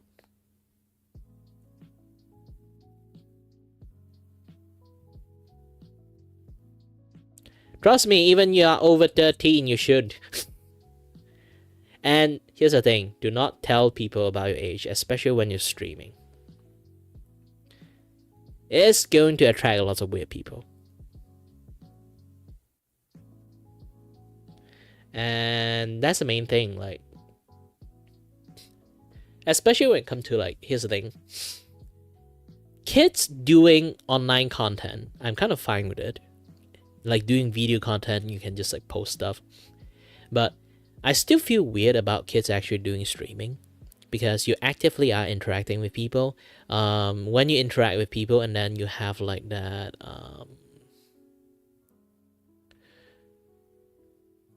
weird people will exist. So if you want to do streaming for like not specific I mean like if kids want to do streaming, I would actually rather there's like a huge monitor all them that protect them, like agency, maybe like some things that can actually help them. But sadly, the moment agency touch a kid, kind of like say, hey, I'm going to have a VTuber and this kid is like maybe 14 years old or 15 years old, and then people would just get out all the pitchfork and stuff and just say like, hey, this is child labor.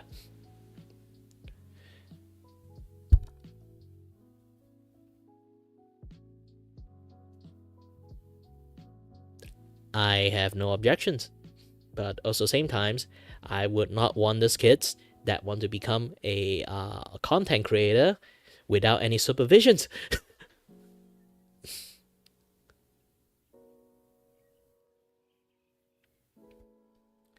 Like, I would let them become content creator if they really want. It's like what they want. But the problem is, don't stream. Best way is not stream. It's like, you know how things are now? Back in the days, you can watch like a lots of Minecraft video. Actually, almost all Minecraft video is made by kids.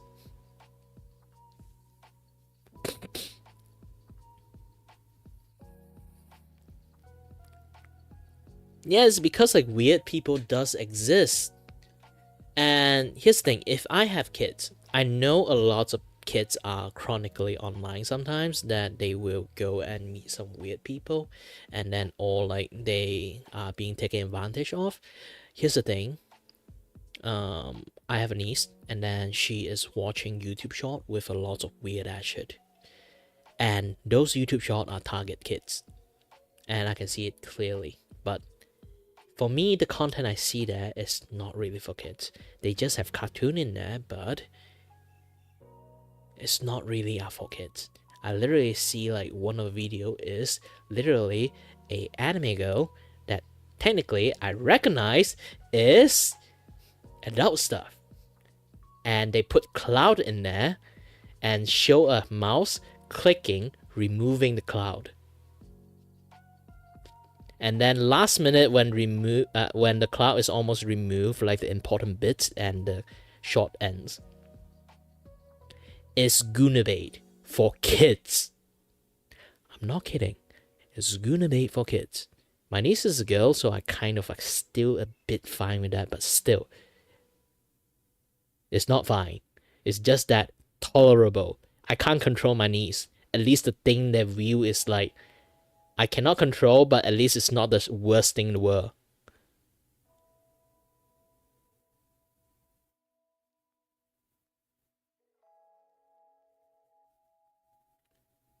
And you can see like all those like Among Us stuff like being a thing. And a lots of Among Us cartoon. And then a lot of kids watch it. I'm fine with it. But the weird thing is why they keep adding in all those like horror movie characters, like horror game stuff into it. Like some kids might not like some kids like literally are 5 years old, 6 years old. They might not know what like Poppy Playtime stuff is, or like this and that, the scary stuff is. And once they like interesting on that kind of characters, and then they start searching about it, it will traumatize the shit out of them. I do not know why those kind of things exist.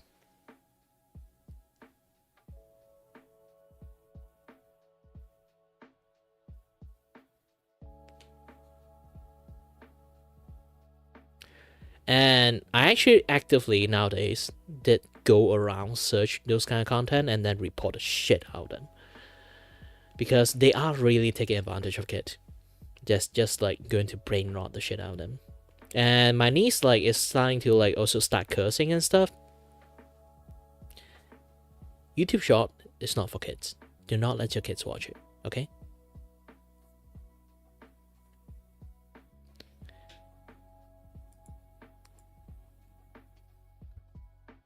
Try not to learn anything from YouTube Short, please.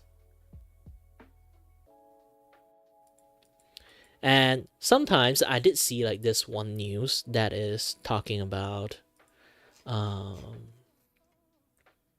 did see this news is talking about Australia like putting a fence for kids, digital fence for kids not being able to like use social media. I mean like not like they can't use social media, they can't use it the way it's like interacting with people.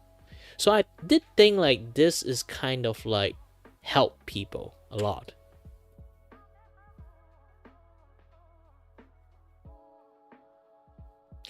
Yeah, Tom and Jerry is fine. I'm fine with Tom and Jerry. Heck, I even find you watching Bugs Bunny, and Bugs Bunny have a lot of blackface in there. Yes, shorts for kids is way worse than Bugs Bunny that have a lot of blackface in there.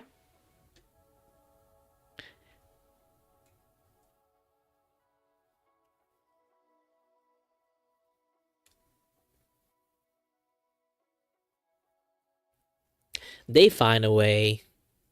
Just hope they actually successful with that, because I don't really think kids should. Kids can use the internet, but kids shouldn't use social media that well. It's like interacting with social media, maybe no for them. Sadly, it's because it's running so weirdly. Even though I kind of want kids to like do what they want, but they might have to be banned on like making like video too at this point, because not like actual like if they know what they're doing is fine, but there's so many kids don't know what they're doing. And you know, like TikTok stuff, this and that other stuff, they trying to do trend and stuff and then do like very dangerous shit. It's actually happened so many times.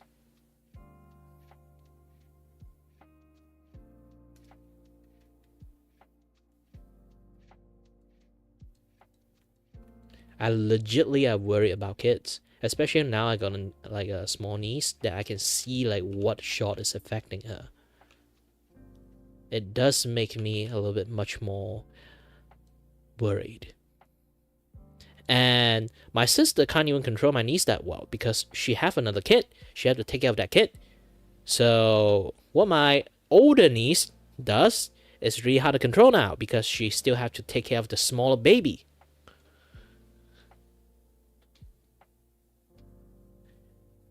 Yes, educate, teaching, and somehow prevent kids from doing stupid stuff. But doing that require government interventions because, do you know what? TikTok won't do jack shit. YouTube won't do jack shit about it. Facebook won't do any jack shit about it. And you can see, I try to advocate this kind of thing. Even I can curse. I curse, I do this, I do that, I say bad word, every single time of things. Kids watch me, they will learn bad word. And try not to learn anything from me.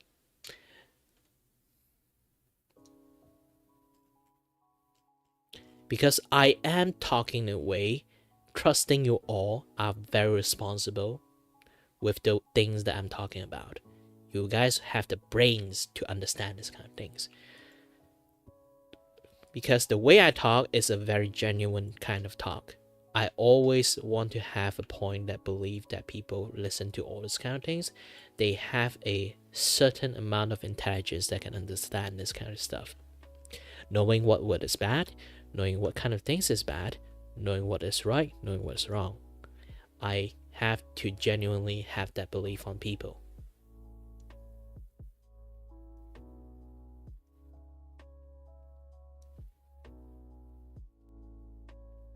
Ban what?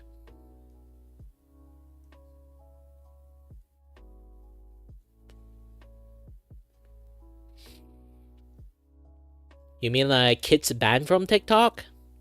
Kind of do. They ban a lot of kids from like doing live stream on TikTok, but yeah, banning them once doesn't mean stopping them doing like again. Here's the thing, like Australia did this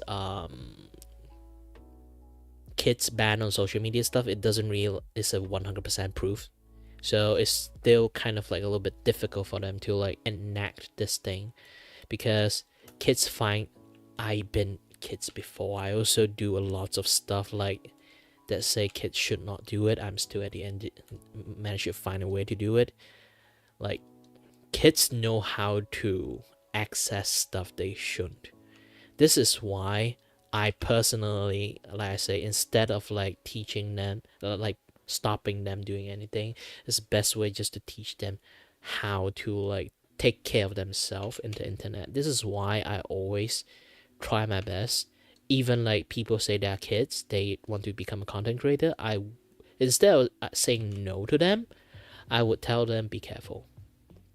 Tell them how and why things are scary, and you should be. Because internet is actually scary. And I'm not even talking about dark web.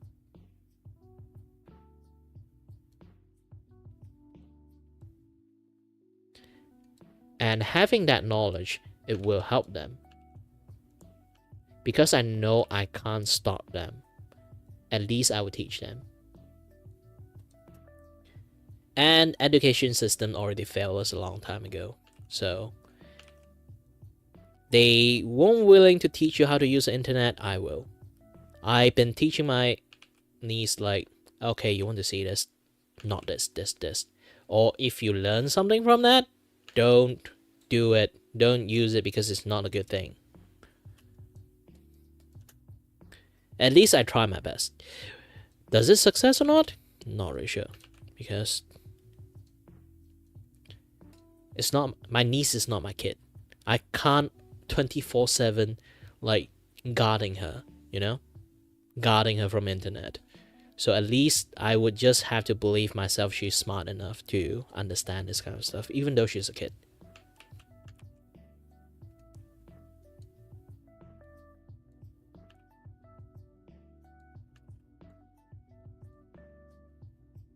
Kids are smart this day, so just try my best to like teach them. It's way better.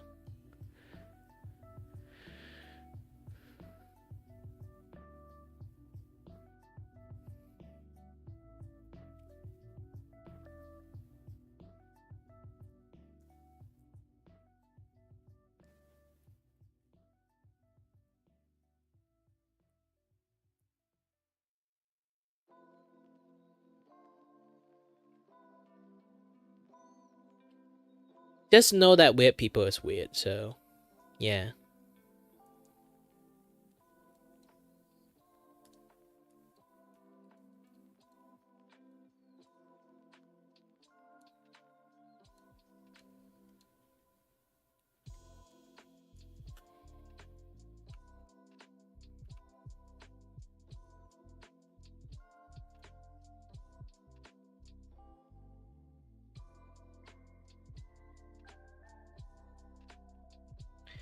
Heck, you don't even have to teach kids about that. Even I don't do that. Just don't click link over, or even you are an adult. So easily to get hacked because of that.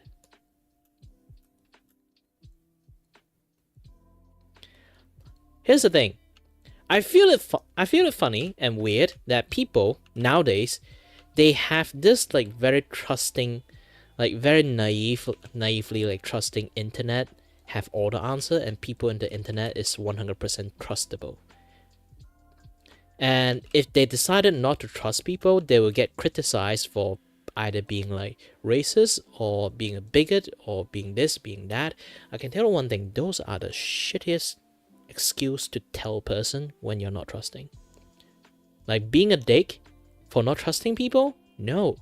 You should just generally don't trust people on the internet, even as a friend. Like even friend can backstab you in real life. This is why I don't like Among Us. It kind of like show the ugly side of people actually. It also like tell people that, yeah, your friend can backstab you for fun.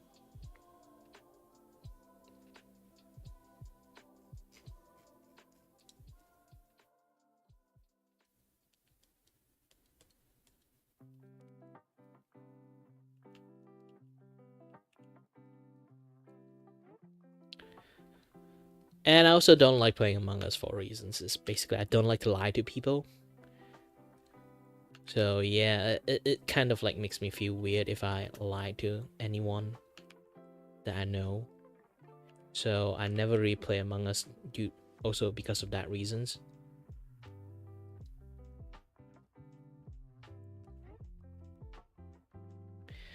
But again, trusting people in the internet is always the worst kind of things that can happen to you. So never really have a grain of salt of everything when you are in the internet, because everything in the internet is suspicious.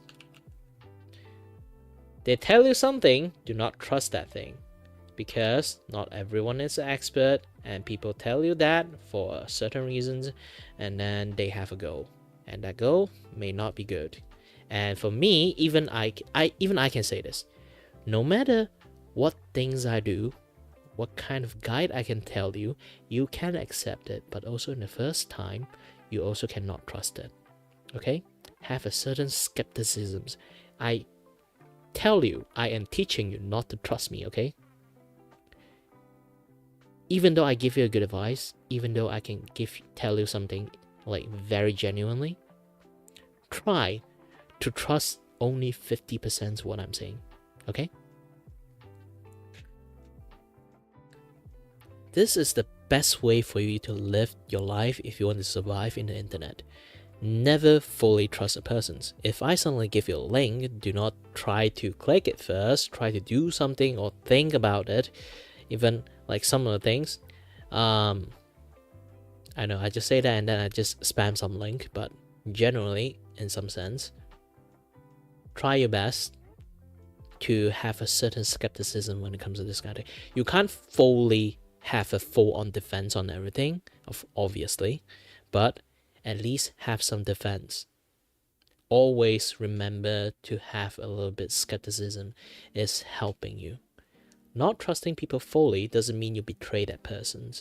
Not trusting people fully does not make you a bad friend.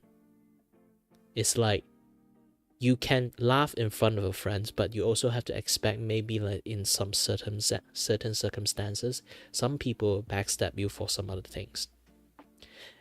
It's an ugly world when it comes to internet. It hastens your time to see the ugliness of people.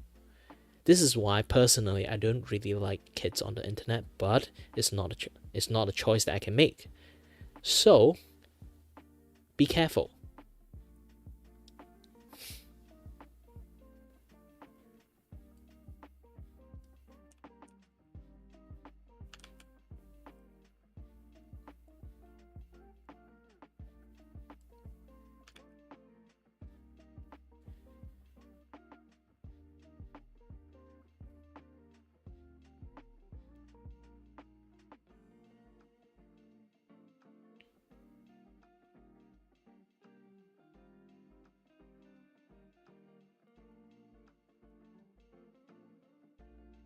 I don't play Roblox, so I can't teach you guys defense on Roblox.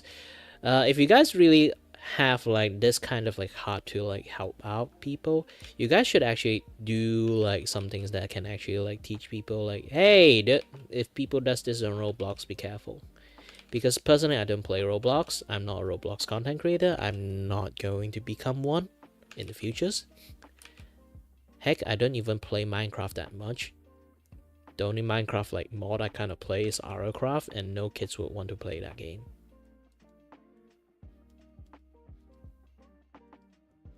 So I can't teach people like how to defend themselves. Kids like defend themselves on that particular side of the internet.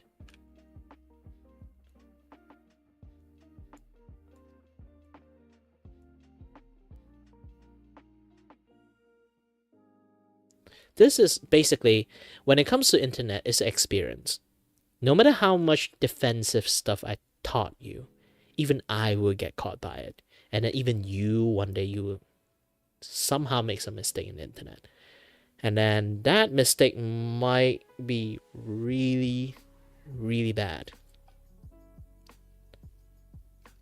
So bad, either A, it might give you really big impressions, or there's an A, there's the, but it's some things that in the internet you cannot avoid. No matter you're adult, no matter you're kids, no matter this, no matter that.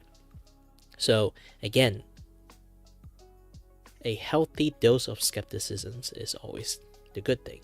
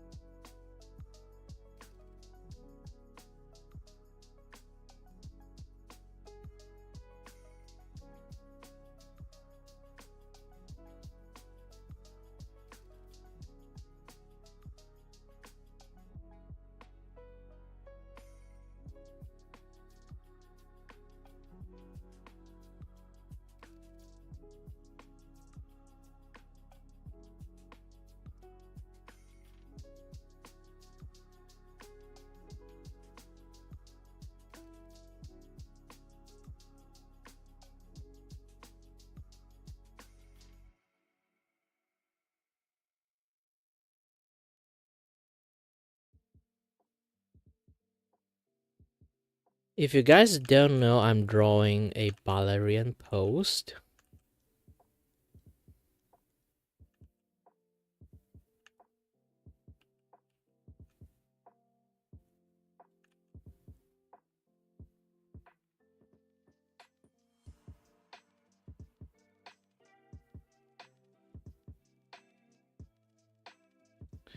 I'm not a Balerian, so I can't really like draw it that well. But I'm trying. It's a prompt that like the people who nominate this VTuber told me. So she wants a Balerian post, and then I will draw a Balerian post.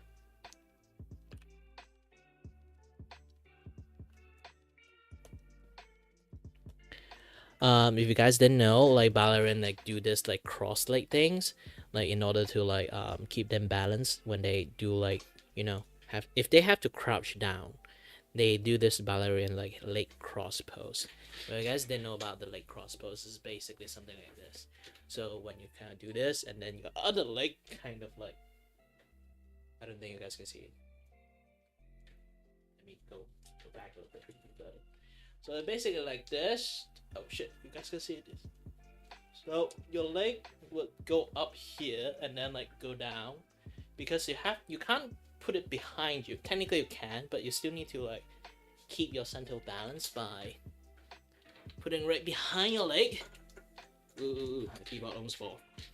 Put it behind your leg, so it kind of like prevent like the like losing balance and stuff.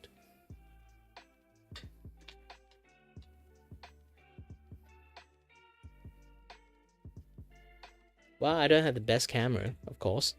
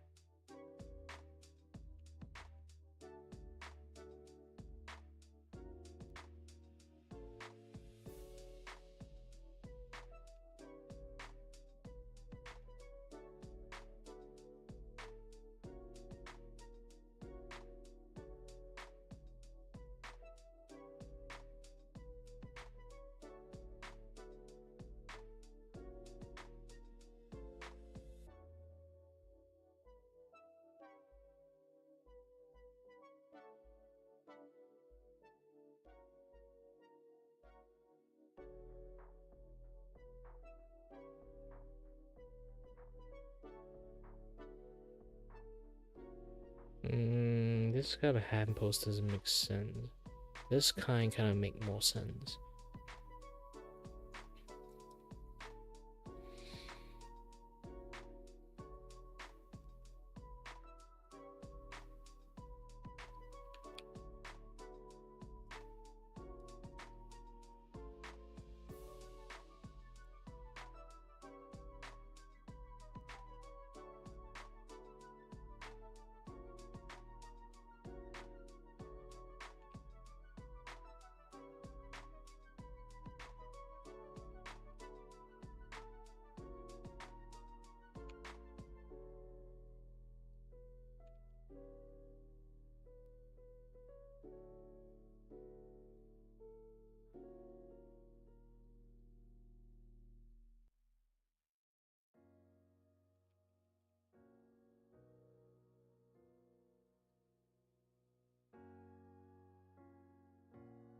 Your hand is your best own model. That sadly I'm a dude, so when I draw girls, sometimes my hand be a little bit too thick, because, well, again, I am a guy that don't really have a girlfriend or anyone like that, so I never really see girls' hand normally up close, aside from, you know, my family hands. But my mom's hands are old, and then, well, it's not like I'm going to stare at my sister's hand.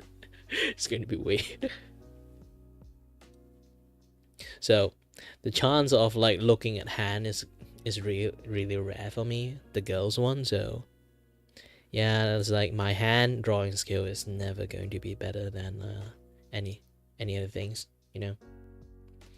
So I'm just going to draw either sometimes like from imagination, or like my best choice is to just, you know, try my best.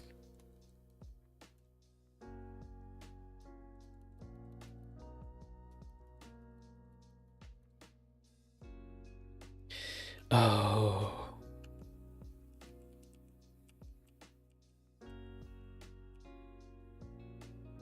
Okay, I accidentally made this like brush entire line.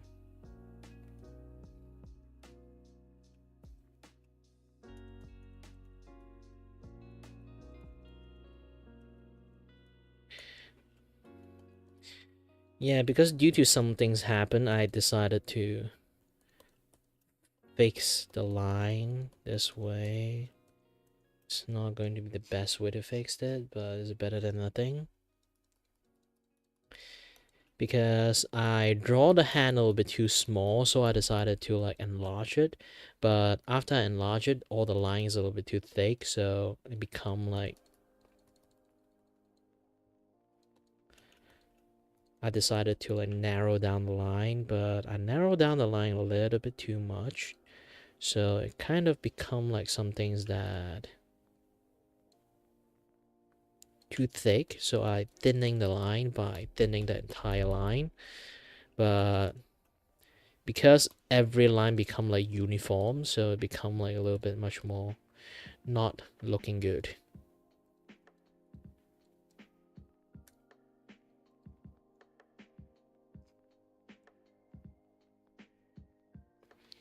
So having thin line, there's a reason for it. It's basically, thin line is a certain type of control when it comes to like drawing line art.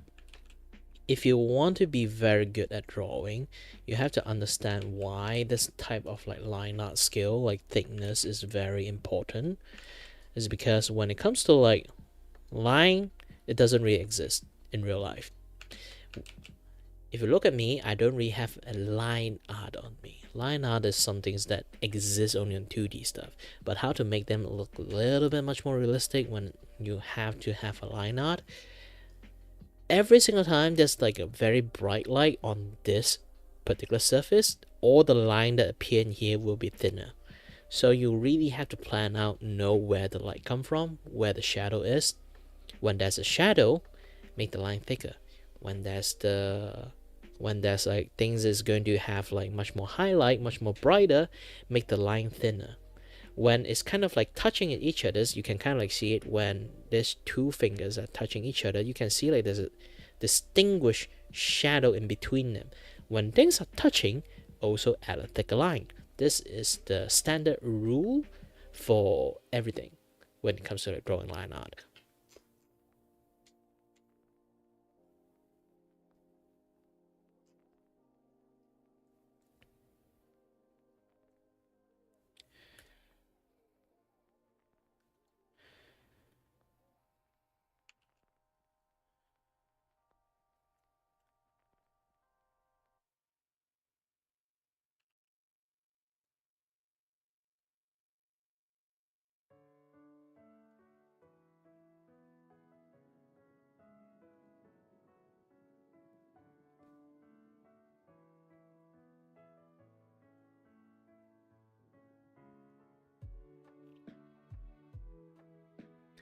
Technically, this is not like the perfect pose for ballerian. When it comes to ballerian, they do like this. I mean, the hand would do something like this when they do a drop pose. But I didn't do that. Because if I do that, the hand will be in here. It's going to be blocked. I want to draw both hands, and like the pose is a little bit difficult for me to draw everything.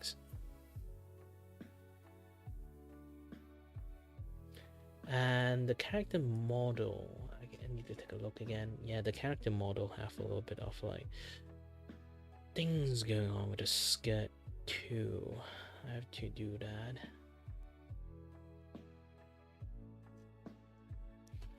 Yeah, she have a dual skirt situations.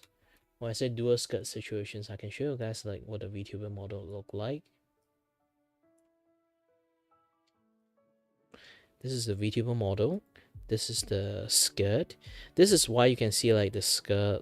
This one is like you can see like double skirt here. It's like this one also like really long at the end is because like when you do something like this, it become like, you know, the movement become very flowy. So the back can be really long and then like the front can be really short. But when you squat down, the back going to touch the ground. So I make them fly up a little bit because like when you sit down, your skirt fly up. If you wear skirt before, you kind of like that, those kind of things happens. How do I know that? Don't ask.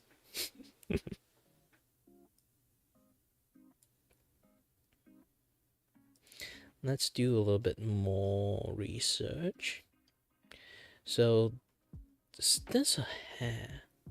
Yeah, her hair does gradually turn red. So is this part her hair? Or, oh no, this part is just like similar color with this one. So it's definitely not hair. Because this is her hair. Brown on the top, red on the end. And a corset, which I already drew.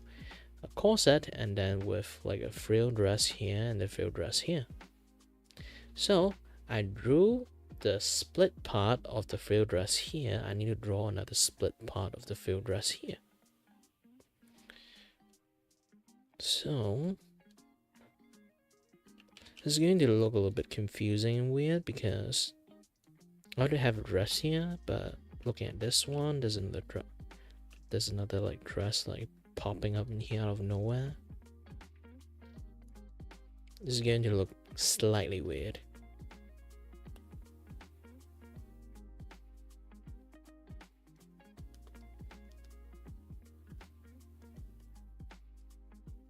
But doable. Once I finish coloring, the confusion will be gone.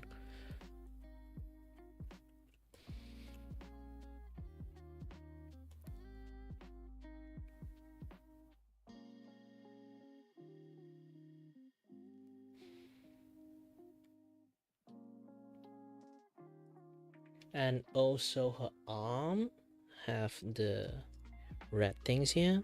Oops. So going to draw that.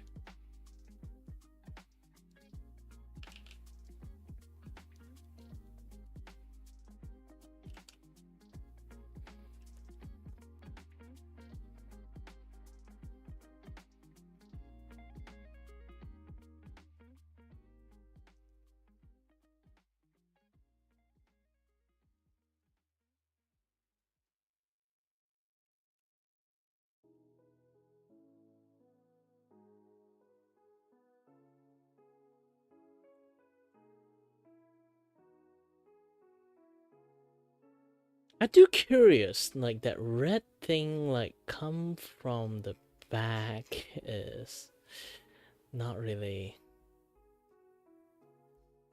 sensible, but yeah, I try to make things work.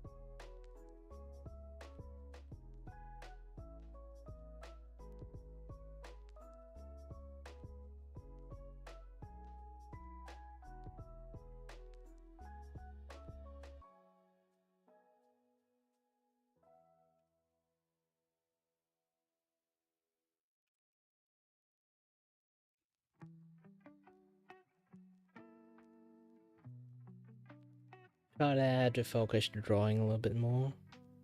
I don't like the chat that we had, but going to wait for that wait for this thing to finish first.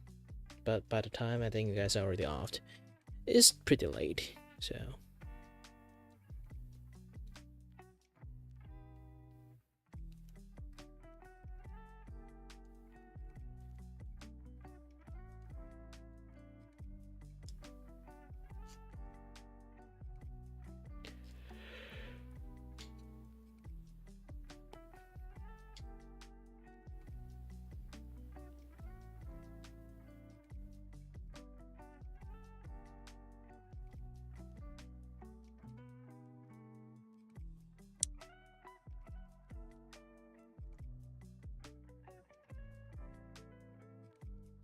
Sadly, I don't think this is the best way to put just a hand.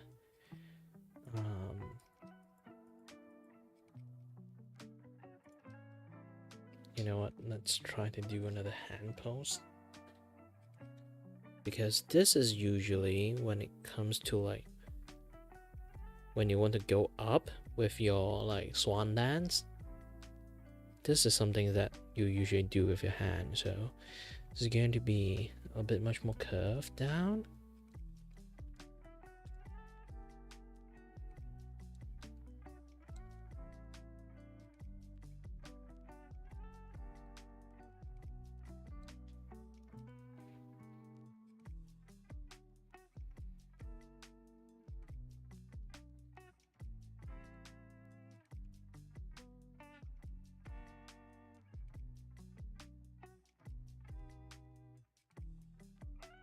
And yes, I pay attention to lots of detail when I watch, even though some things that I barely watch. I notice like things when it comes to minute movement, those kind of stuff.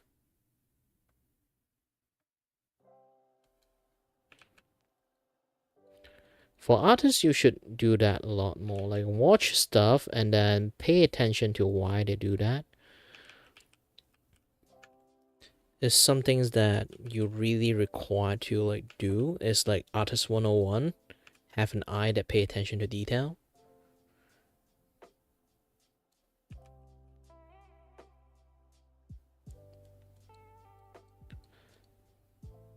That will really help you in the long way.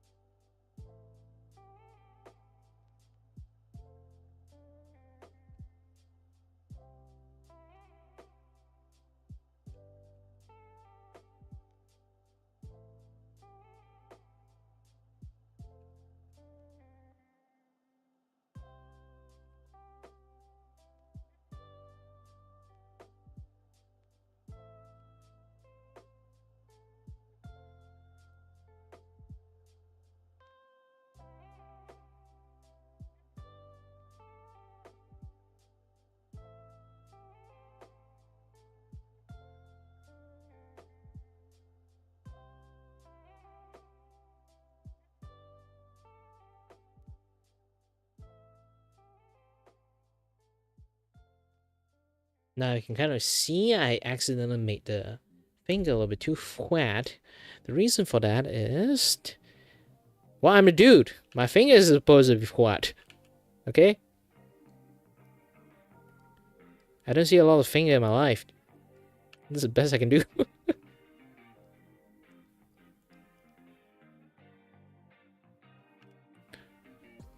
Imagine it's because of that I started to ask people like, hey, send me a pictures of a hand. Like become like that weird dude that keep asking people feet pic for some reasons. Hey, I'm an artist. I need your hand. Hey, I'm an artist. I need your feet. Please give me a picture of a feet.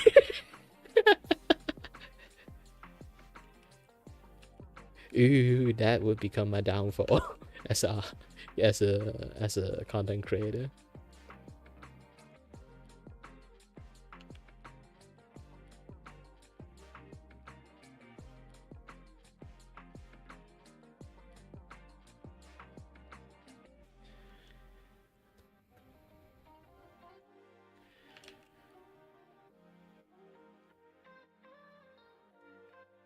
You know, if you meet any account that decided to suddenly say like, "Hey, I'm Kira Vako and I need a picture of a feet," do not trust that guy. Okay, that is definitely not me. I have moral. Okay, if I want, I would just get a girlfriend.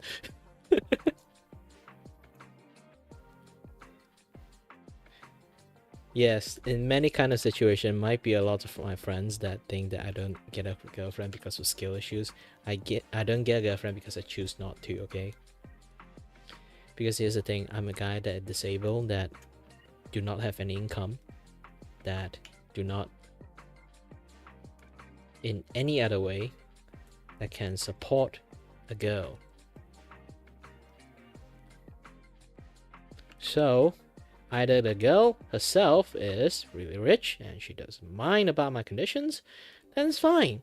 But the problem is, those kind of chance, fat chance, it's not going to happen in real life. That something's only happen in novel. So stop dreaming, Kire. That won't happen.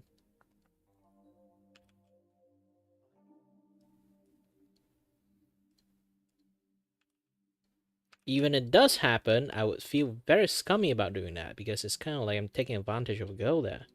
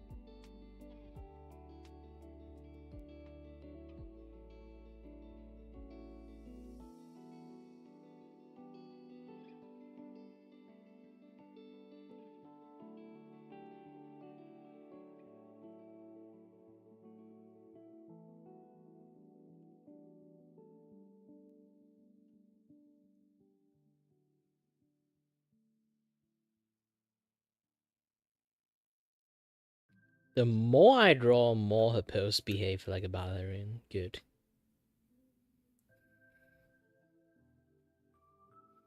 But the hand will be doing something like this. Not this putting down. So I might have to change the hand push again.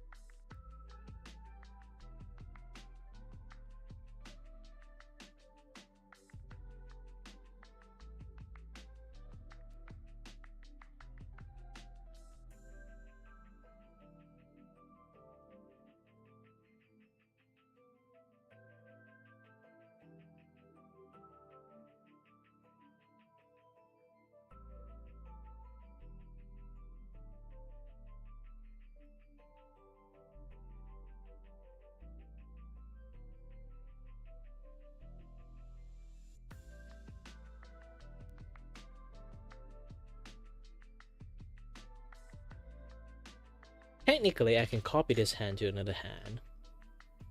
But I'm not a lazy asshole, so I'm gonna redraw the entire hand again.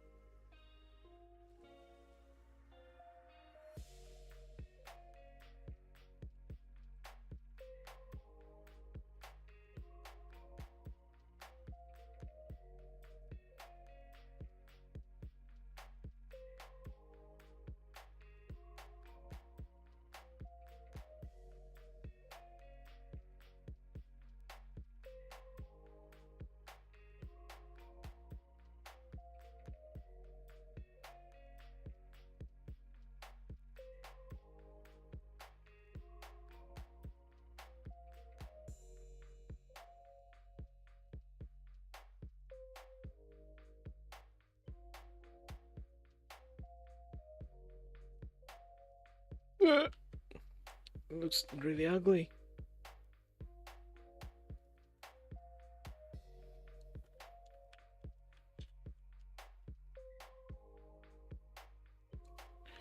Because it's a really like small hand, I guess, it kind of makes things a little bit even much more harder.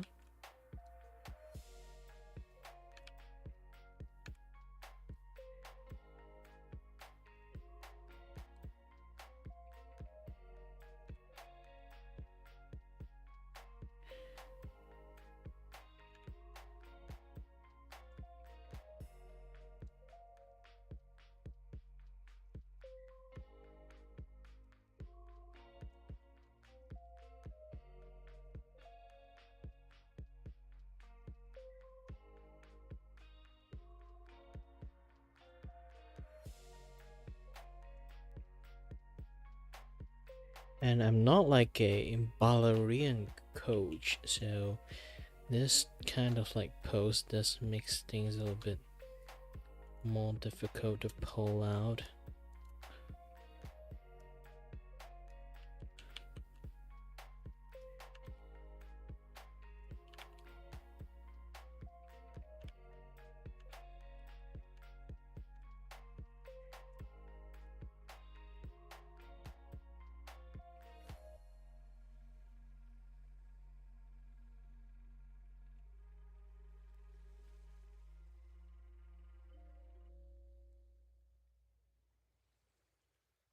and I tend to draw the hand a little bit too small.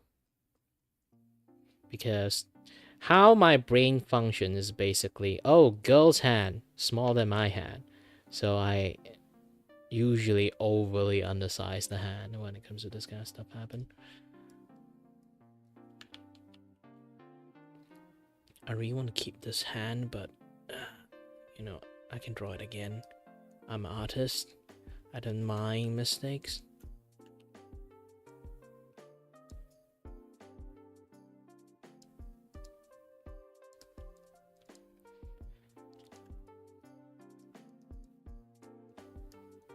So there's a mistake. Just redraw again. Easy.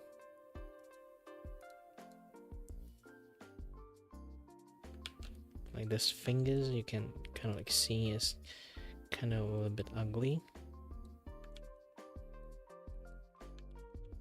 Nails a little bit too long, so shorten up all the nail.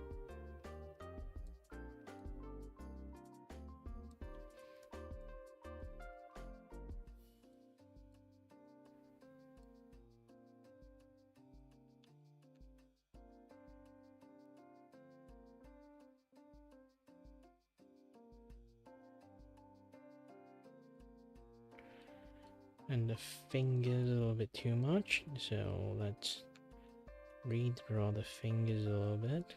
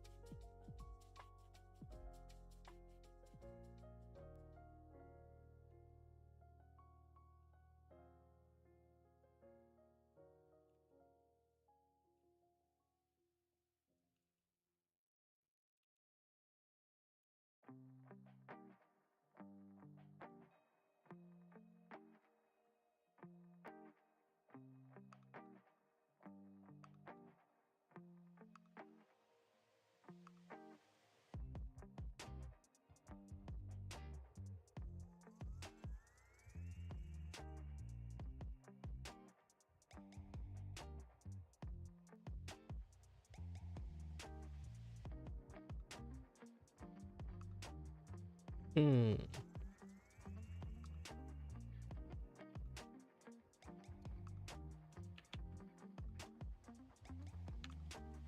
Okay, goodbye, Hilly. And then I can let you see. Actually, just say in the right time. This is the finished outline. And also, I get to like do like a tiny announcement. I heard about this Amazon thing that can make like a print book for you, and then you can do like affiliated like book link things, this and that, yeah, that stuff. So I've been thinking that I might actually make a coloring book in the futures. So the coloring book will be contain maybe 40 pages of different VTuber. So if you guys do want that, I will try to make that thing happen.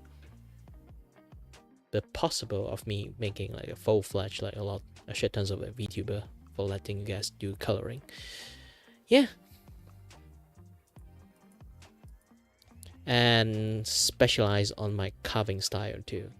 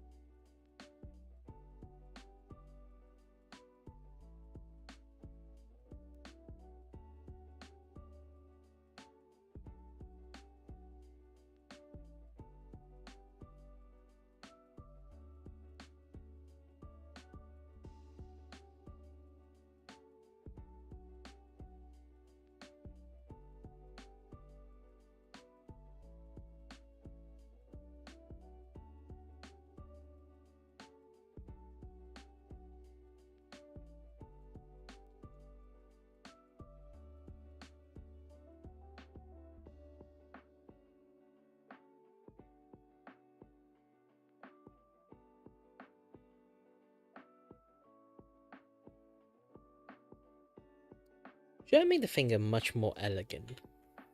I think I should.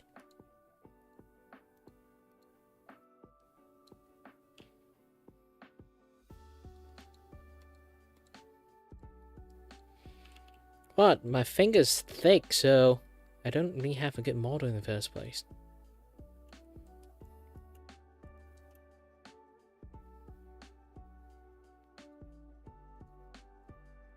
Once I finish this, I got like that mental image on how to improve the fingers, and then I can just do it.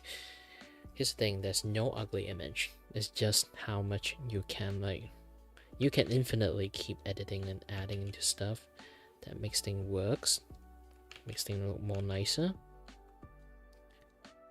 So no matter how bad you are drawing at that particular thing, there's always a way that can make it better.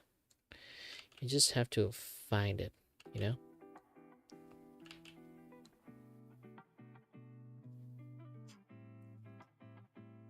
Find it or notice it, how to make it better.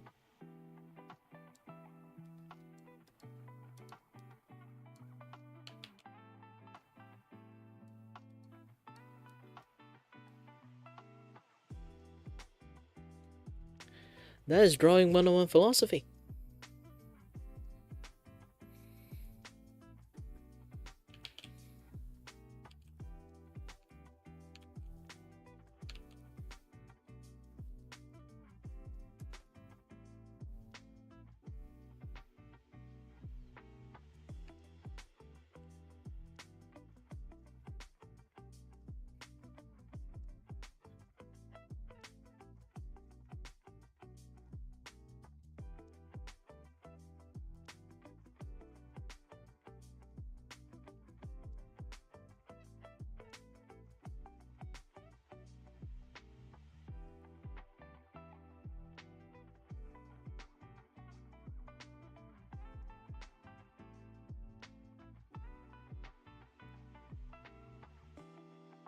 Okay, let's go for the hard one. Start coloring.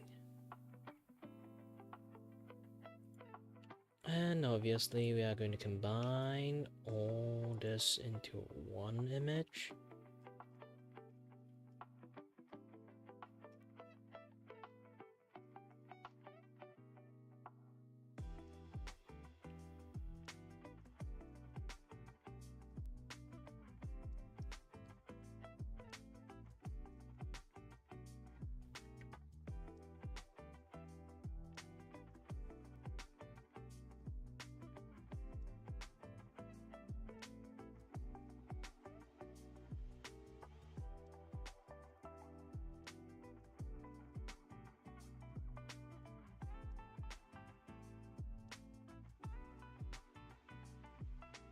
It's time for the color picking time.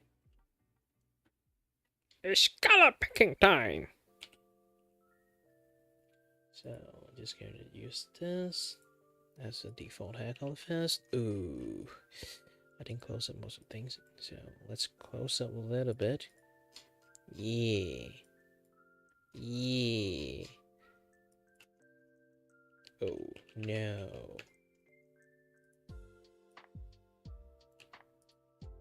Yeah. No. No. I'm seeing how much I can get away with it with just like fill tool. No. Okay. I can get away with this much, and then let's start doing much more specific coloring. Okay.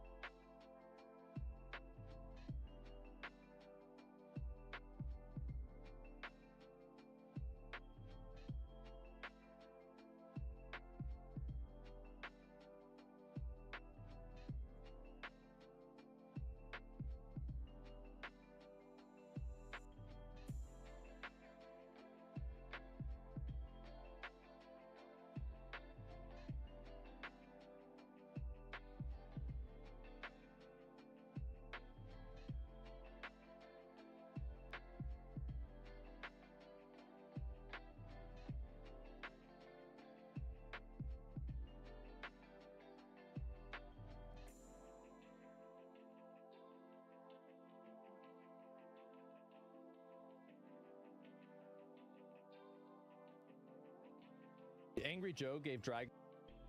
Oops. I'm trying to click something. I accidentally clicked this. Alright.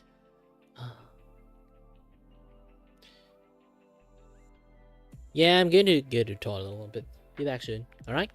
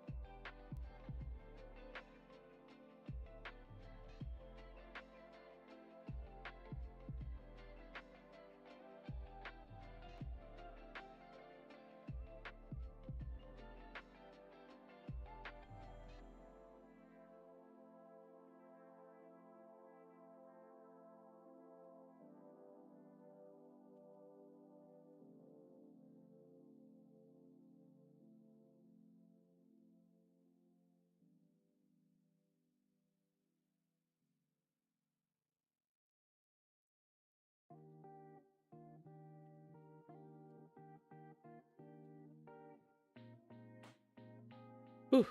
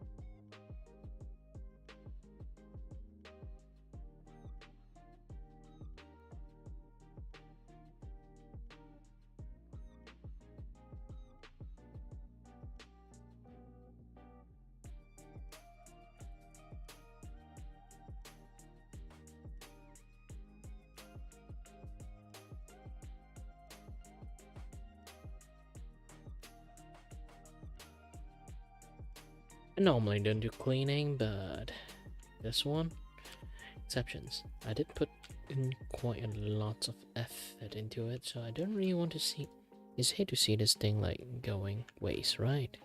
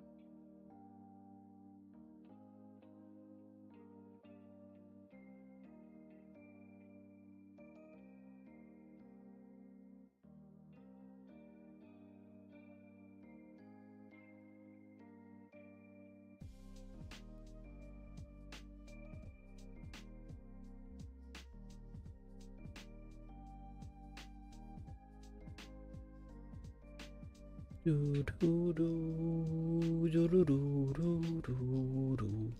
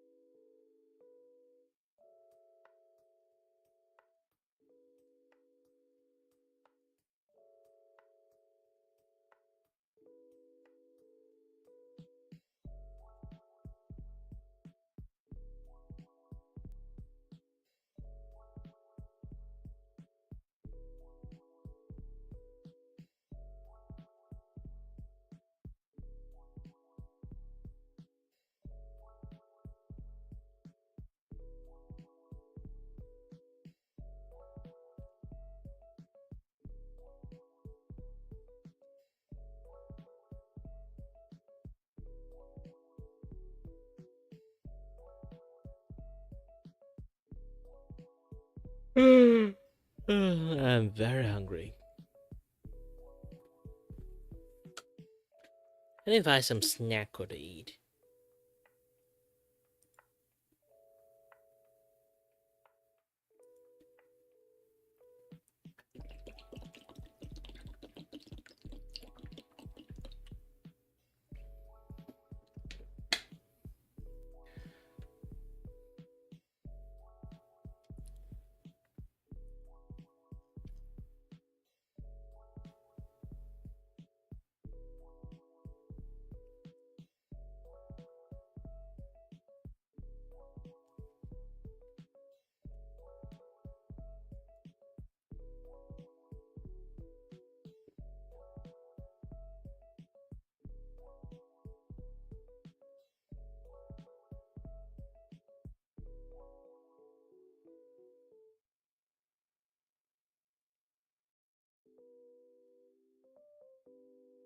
Seems like over here, nobody's.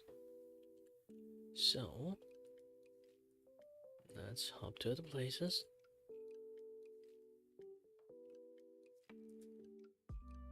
Broom, broom.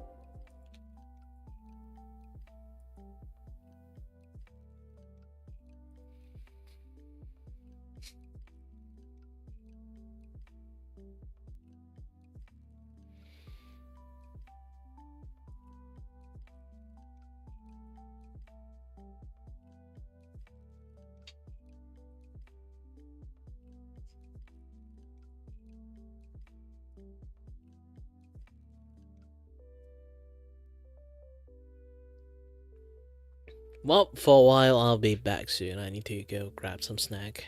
I need to eat some things. So I'll be right back. Maybe I'll cook some Maggie mee and then finish it. Might take like half an hour or something.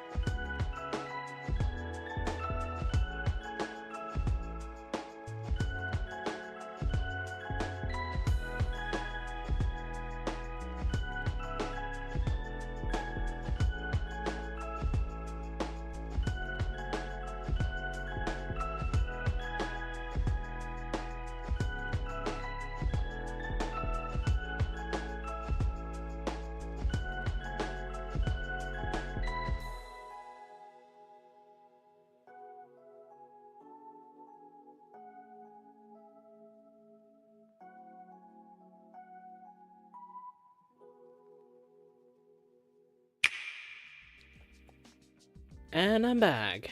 Finish eating. You might think that fast? Yes.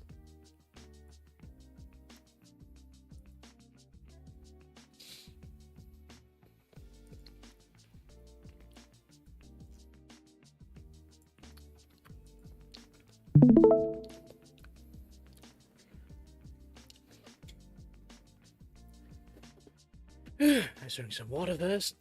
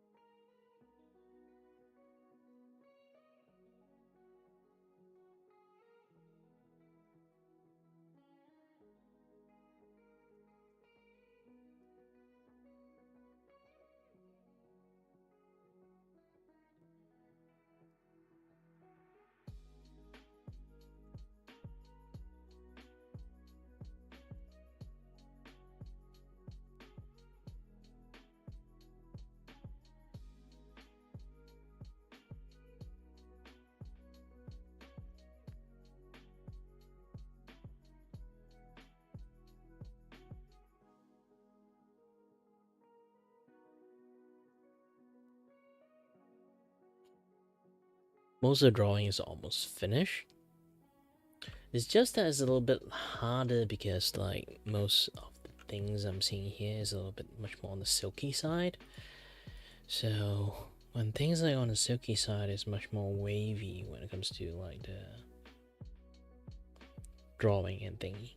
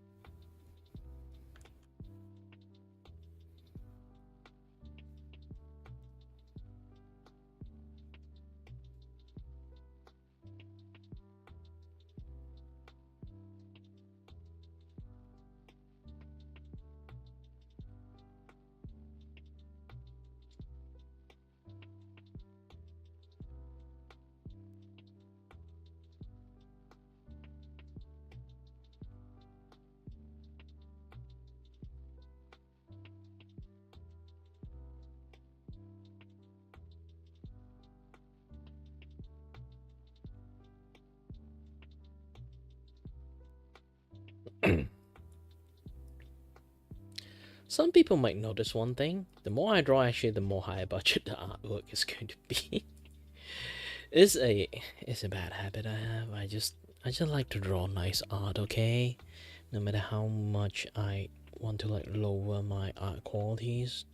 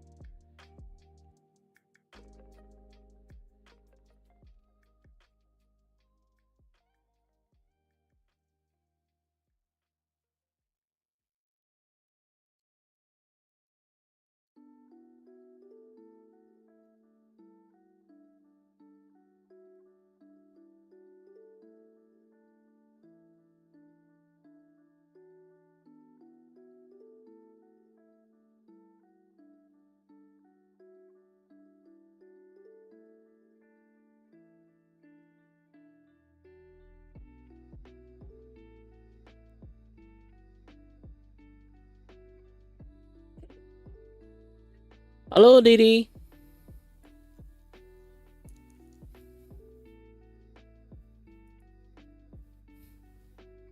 This is your second time you say this. Yes. My face is on. Almost every single time. Or is it the first time you actually see this?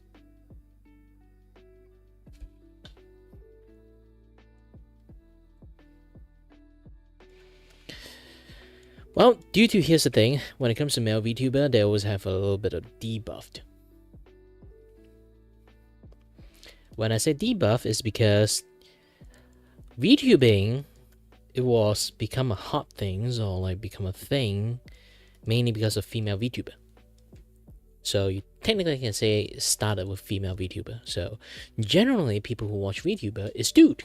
And how VTubing kind of like blew up is kind of like how VTubing like kind of blow up is because like COVID time, a lot more people that don't watch internet that came to watch, and then the first VTuber they see is actually female, and then like that kind of norm is kind of stuck to people. It's not like people hate male VTuber, it's just that people always have like that, that button, that kind of sense that, you know, when I see female VTuber, they should watch it because it's going to be good. But for male, it doesn't really have that kind of effect. They just say, oh, it's a dude. Just that.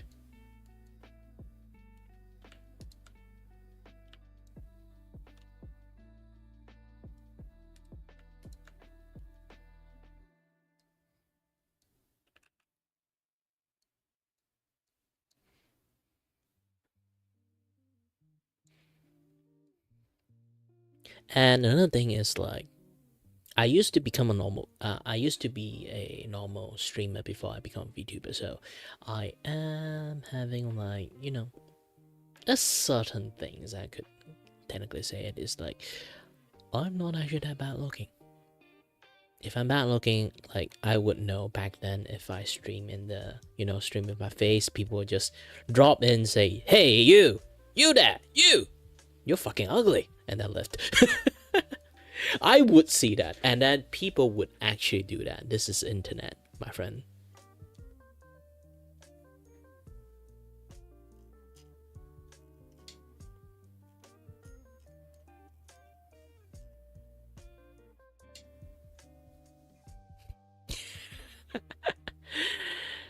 Well, it's not like at least I'm ugly. That's the point. Like, technically, even ugly is still fine, because look at Asmongo. That guy's balding. Technically, here's the thing, I'm not actually balding, but I have a very high forehead, so people always think I'm balding. I just got a really tall forehead ever since I was a kid. So this is why my hair usually just covering up my eyes.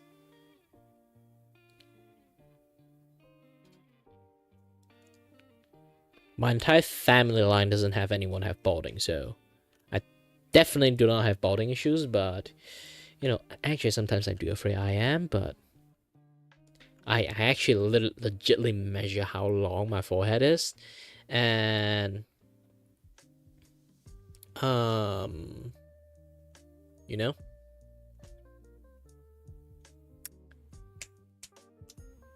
Yeah, I literally measure it almost every year.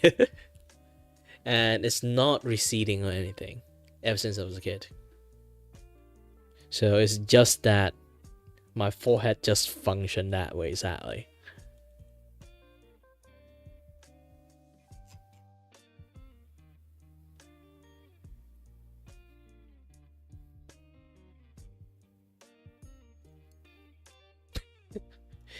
Now, the problem is not balding. The most important issue is half balding. Like, there's a lots of people who refuse to let that bald head go. It's like, you know, like they have like really tall forehead, and then they'll be like, have like some hair here, some hair there, just trying to cover it up. It's not like, the problem is half balding. If like people is going to be bald anyway, they just like shave the head entirely.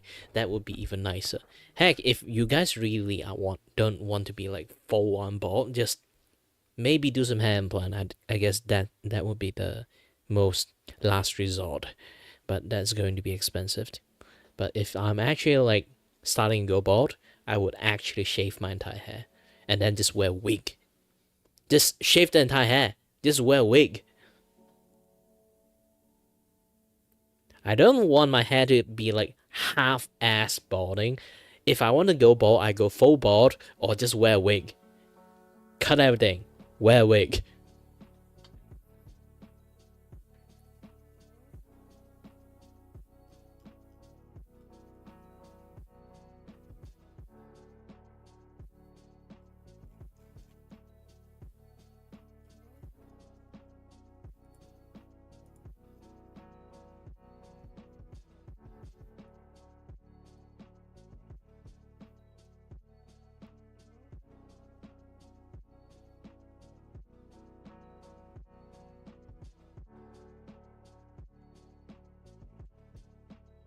But there are people who sadly do not have the head shape for balding, for bald.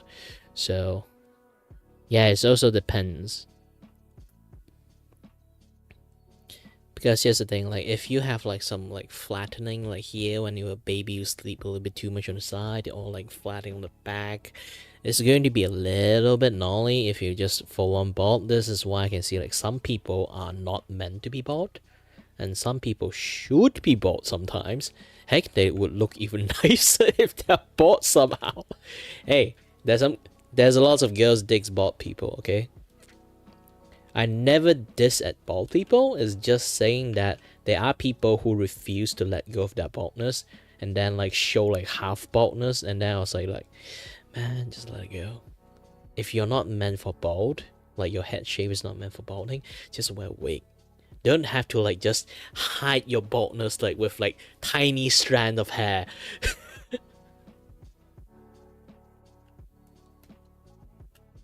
Just accept that, bro.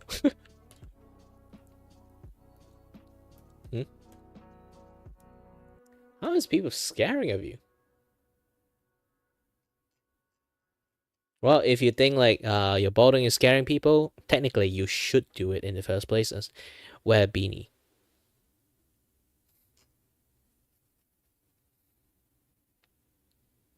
I'm not sure how cold your place is, but I think wearing a beanie is like the most like normal things.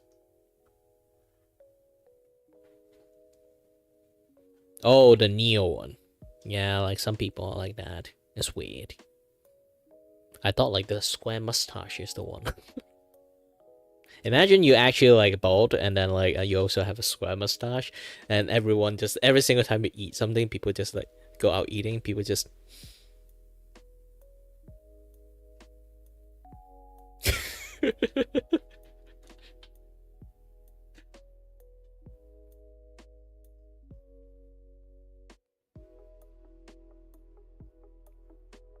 that would be hilarious actually.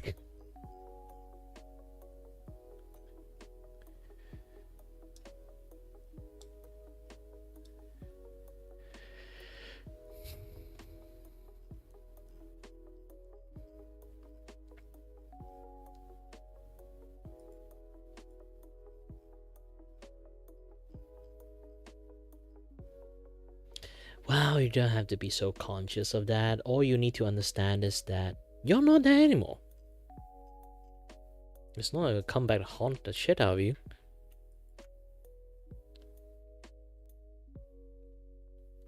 Everyone make mistake. Everyone lived through a certain life. For me?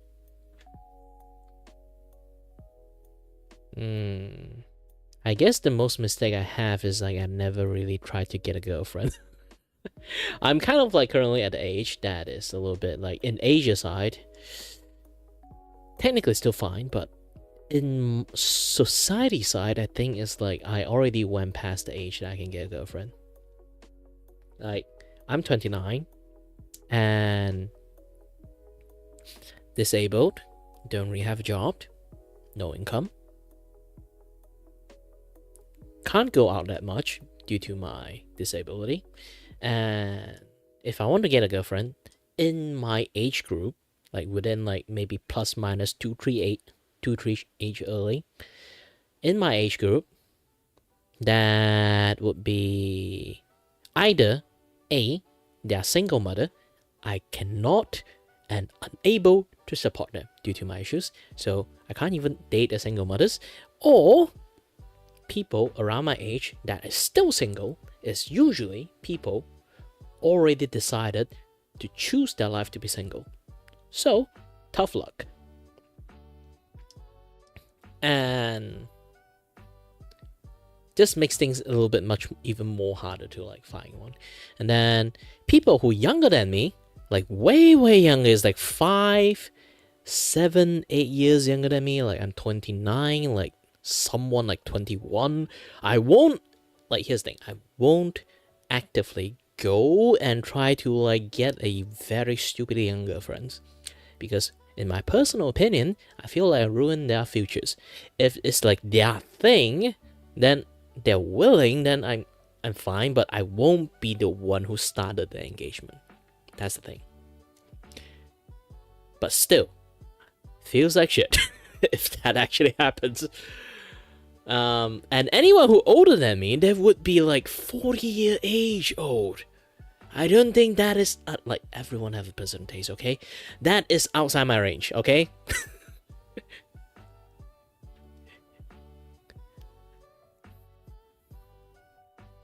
So I'm technically already, in a sense, already screwed. So I won't be finding a girlfriend forever. I think I missed a chance.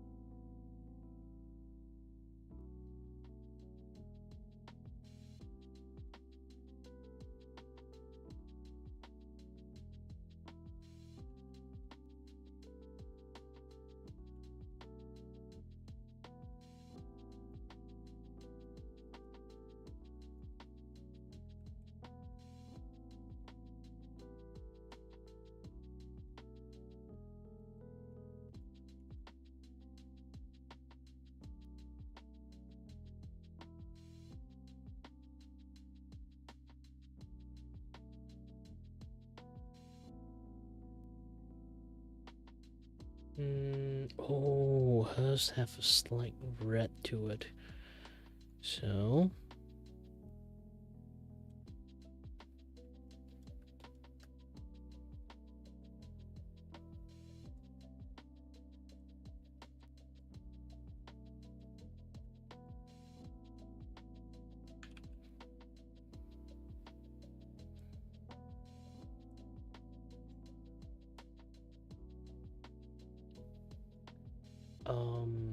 it's a little bit much more difficult.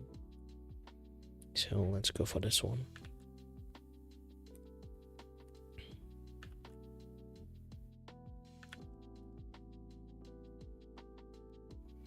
Hold on a bit, Irene. Do you need to like focus finishing this thing? It's been a very long stream. I've been chatting a little bit too much at the beginning. Maybe like literally I've been chatting for 2 hours. More than 2 hours actually. It's an interesting topic. Talking about kids on the internet. Kids using the internet. Not a great thing. But it's an inevitable thing.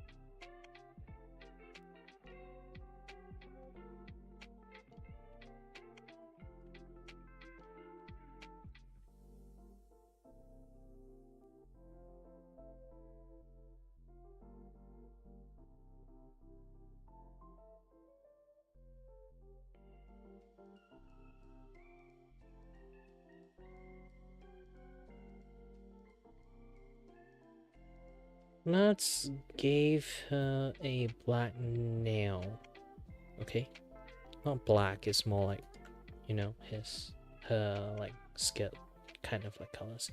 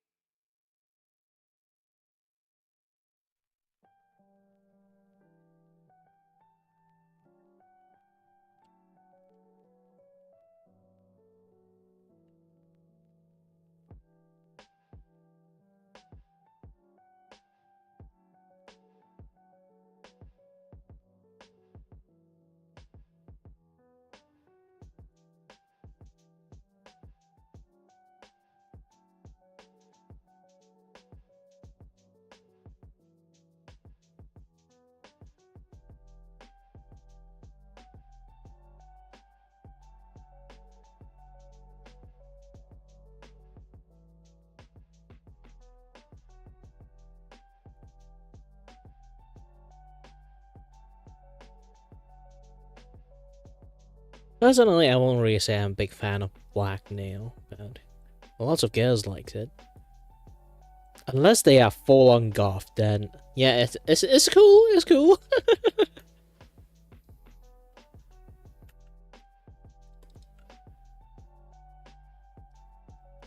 I like it. Nice fashions.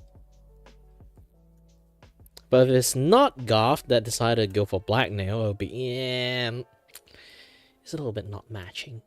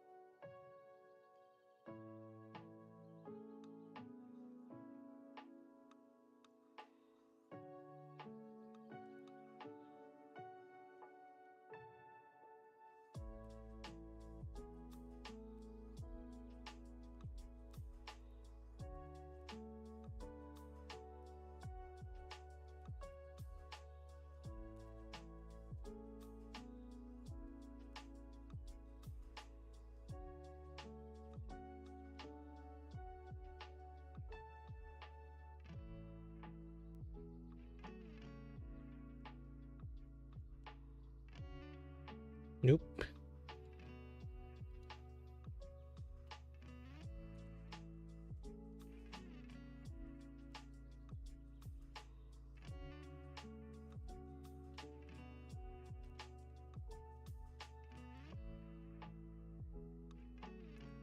Then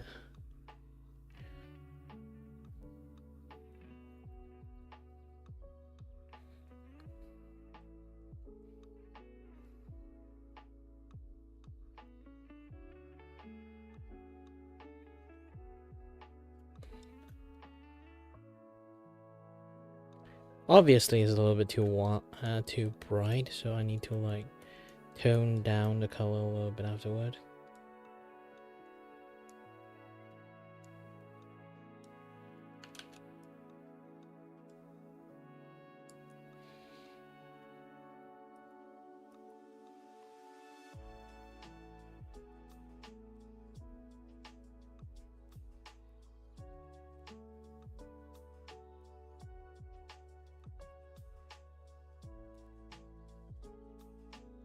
Ooh, this one red shine's good.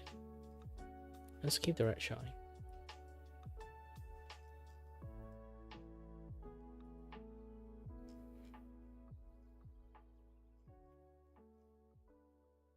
Yeah, the color is actually pretty rudimentary for me currently. I'm not going to like do like too high fidelity of colors.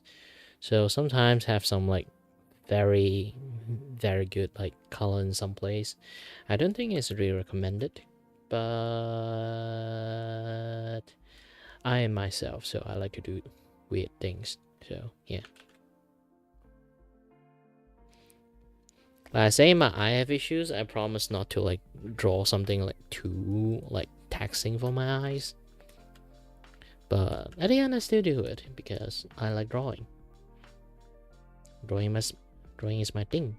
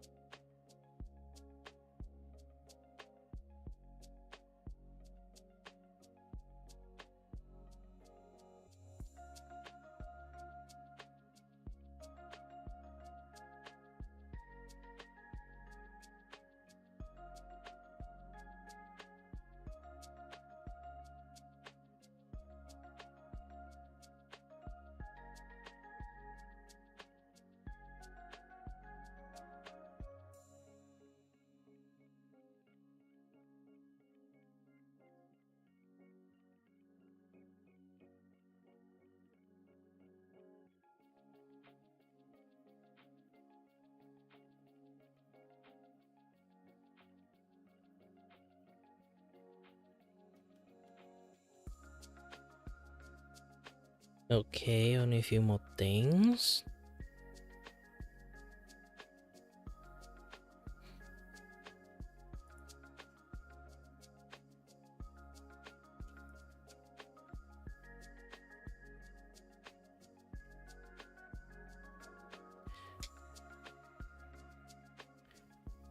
It's a little bit much more difficult sometimes, especially when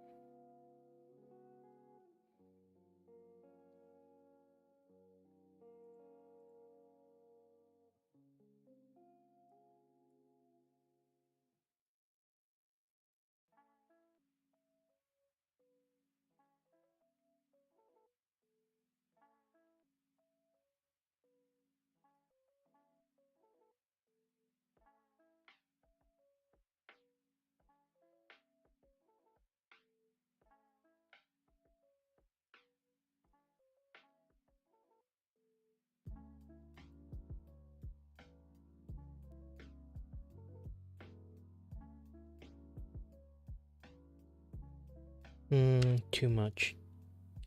Let's go for orange.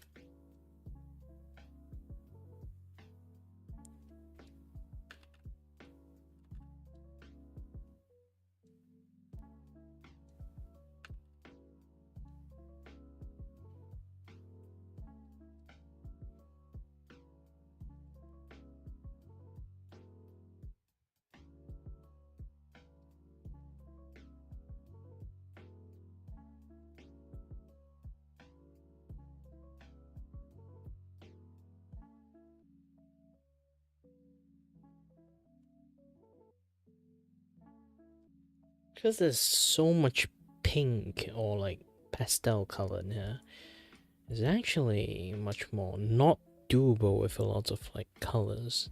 Usually you put highlight this way, but yeah, I guess I have to use this now. I rarely use like the color. And then I need to draw the blue as dark colors.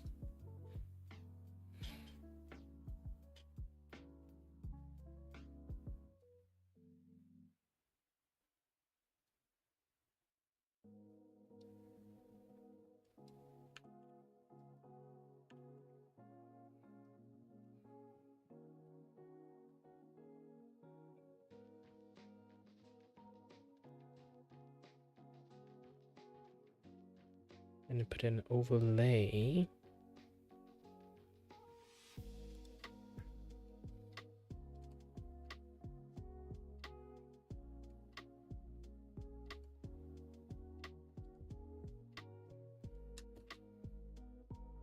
If overlay doesn't work, we will try to seek out other method.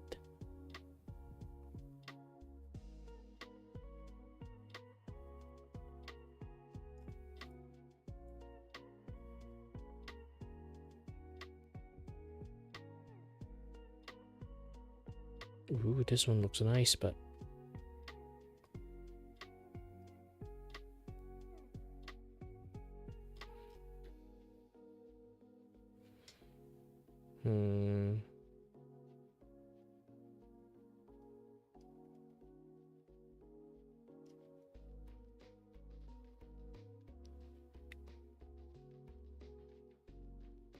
Oh, don't tell me soft light wins again this time. No, just go back to the older program, just use the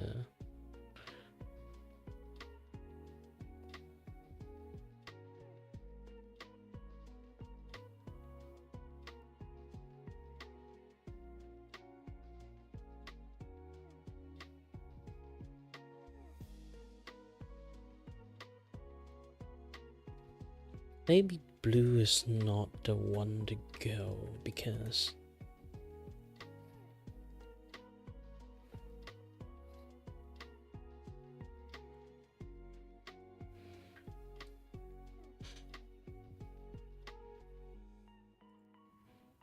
Let's try this.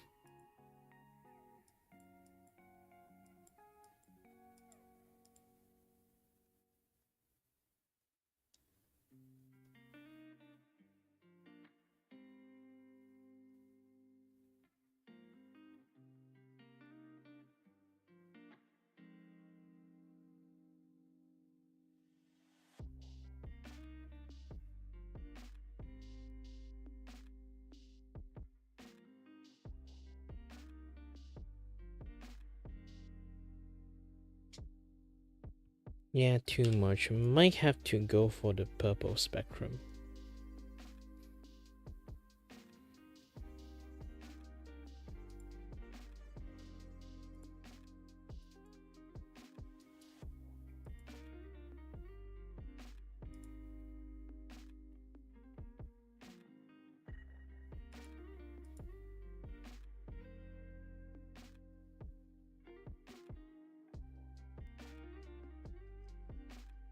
Hmm. Yeah, the purple spectrum seems nice.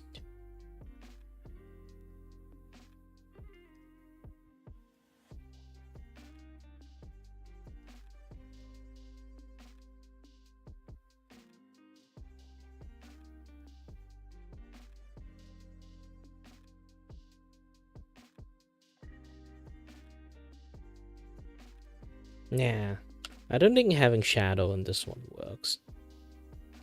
Because the clothes itself already have a lot of shadow.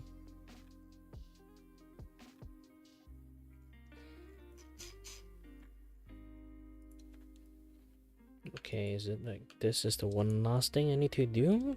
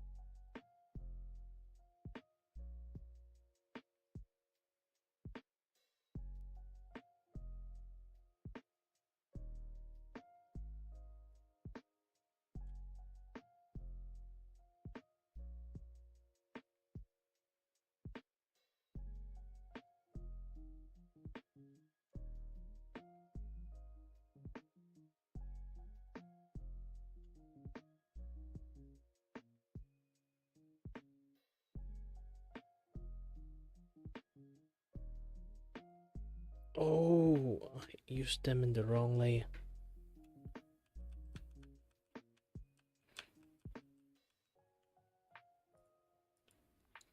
I was like, weird. Something is weird here.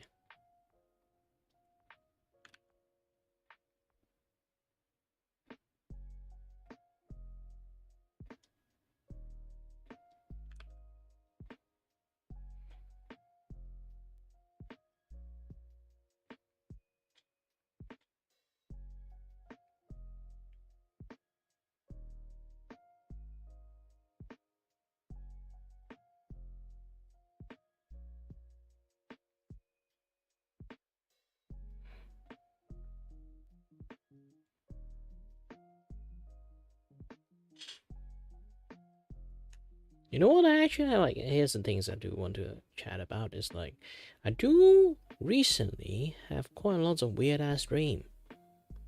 This is like me crashing a car, kind of like weird ass dream. I have no idea why that kind of dream appeared in my brain, but it's generally like the things that happens to me is basically I was like inside car, but when halfway driving, I realized that actually I'm not in the front seat, I'm not in the driver's seat, I'm in the back seat.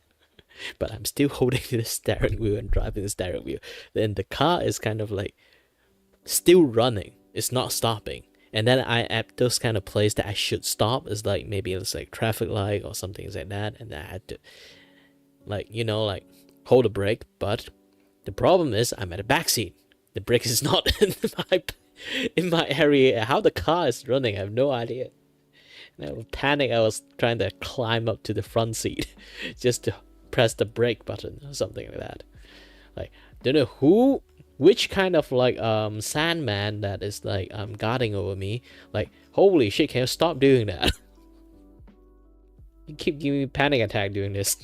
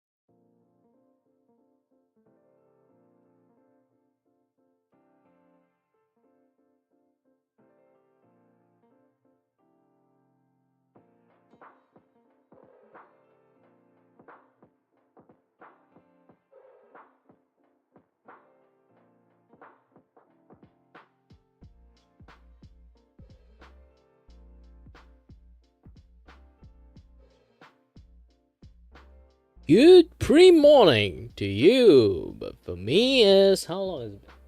Holy shit, it's already been 3 a.m. Hi there.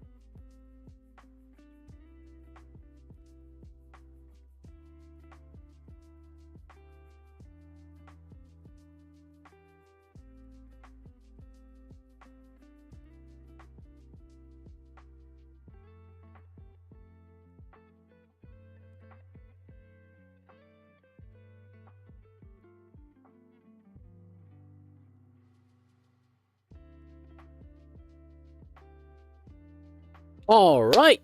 Finally finished.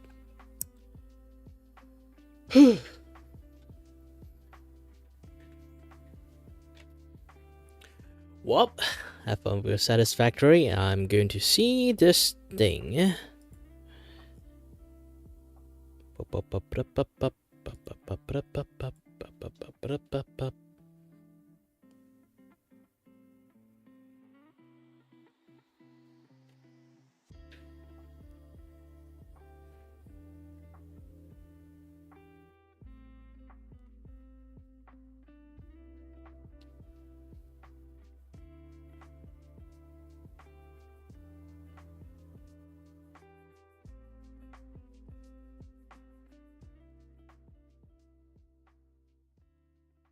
Yeah, the chin I used to draw a little bit too out or too square, so I end up like adjust a little bit few more later on. Hey, art is not like first time everything looks good.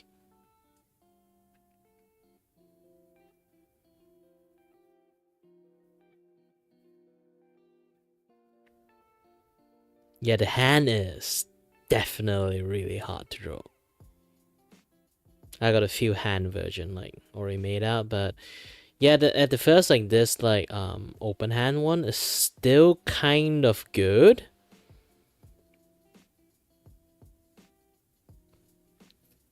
But when it comes to ballerians, it's like the hand actually have like certain gestures they have to do. So it's going to be really hard to find those gestures that is correctly for ballerians. And then like I did ask a few people that kind of like, thankfully they have a little bit ballerina experience, and they did taught me a little bit of like the hand gestures and stuff, because the entire body apparently when you do ballerian dancing is a certain level of body language is input in there. So if you can't really like just randomly put like a pose of ballerian and just say like this is ballerian. Like you can't randomly put like pose A mixed with like pose B with pose C, D, E, F, G. It's very strict when it comes to this kind of stuff.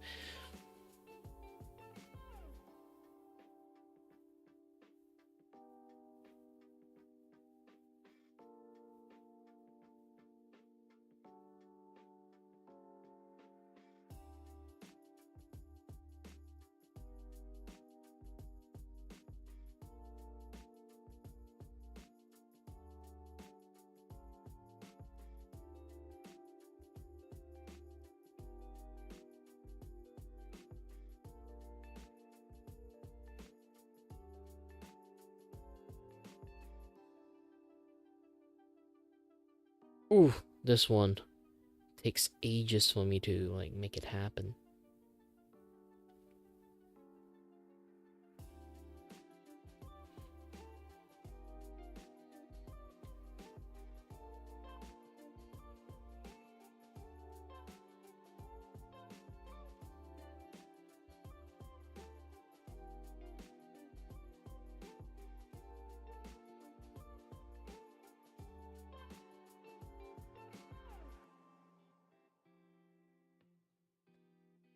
Whew, done.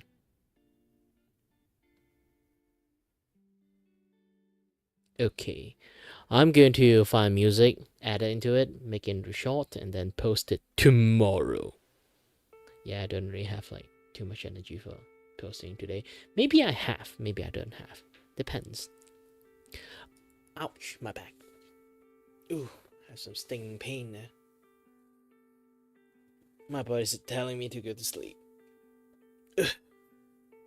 Either way, yeah, it's late night. I'm going to take a long break. Thank you very much for watching, and as always, everyone, stay healthy, stay safe. Until next time, stay tuned on the next stream. Bye bye.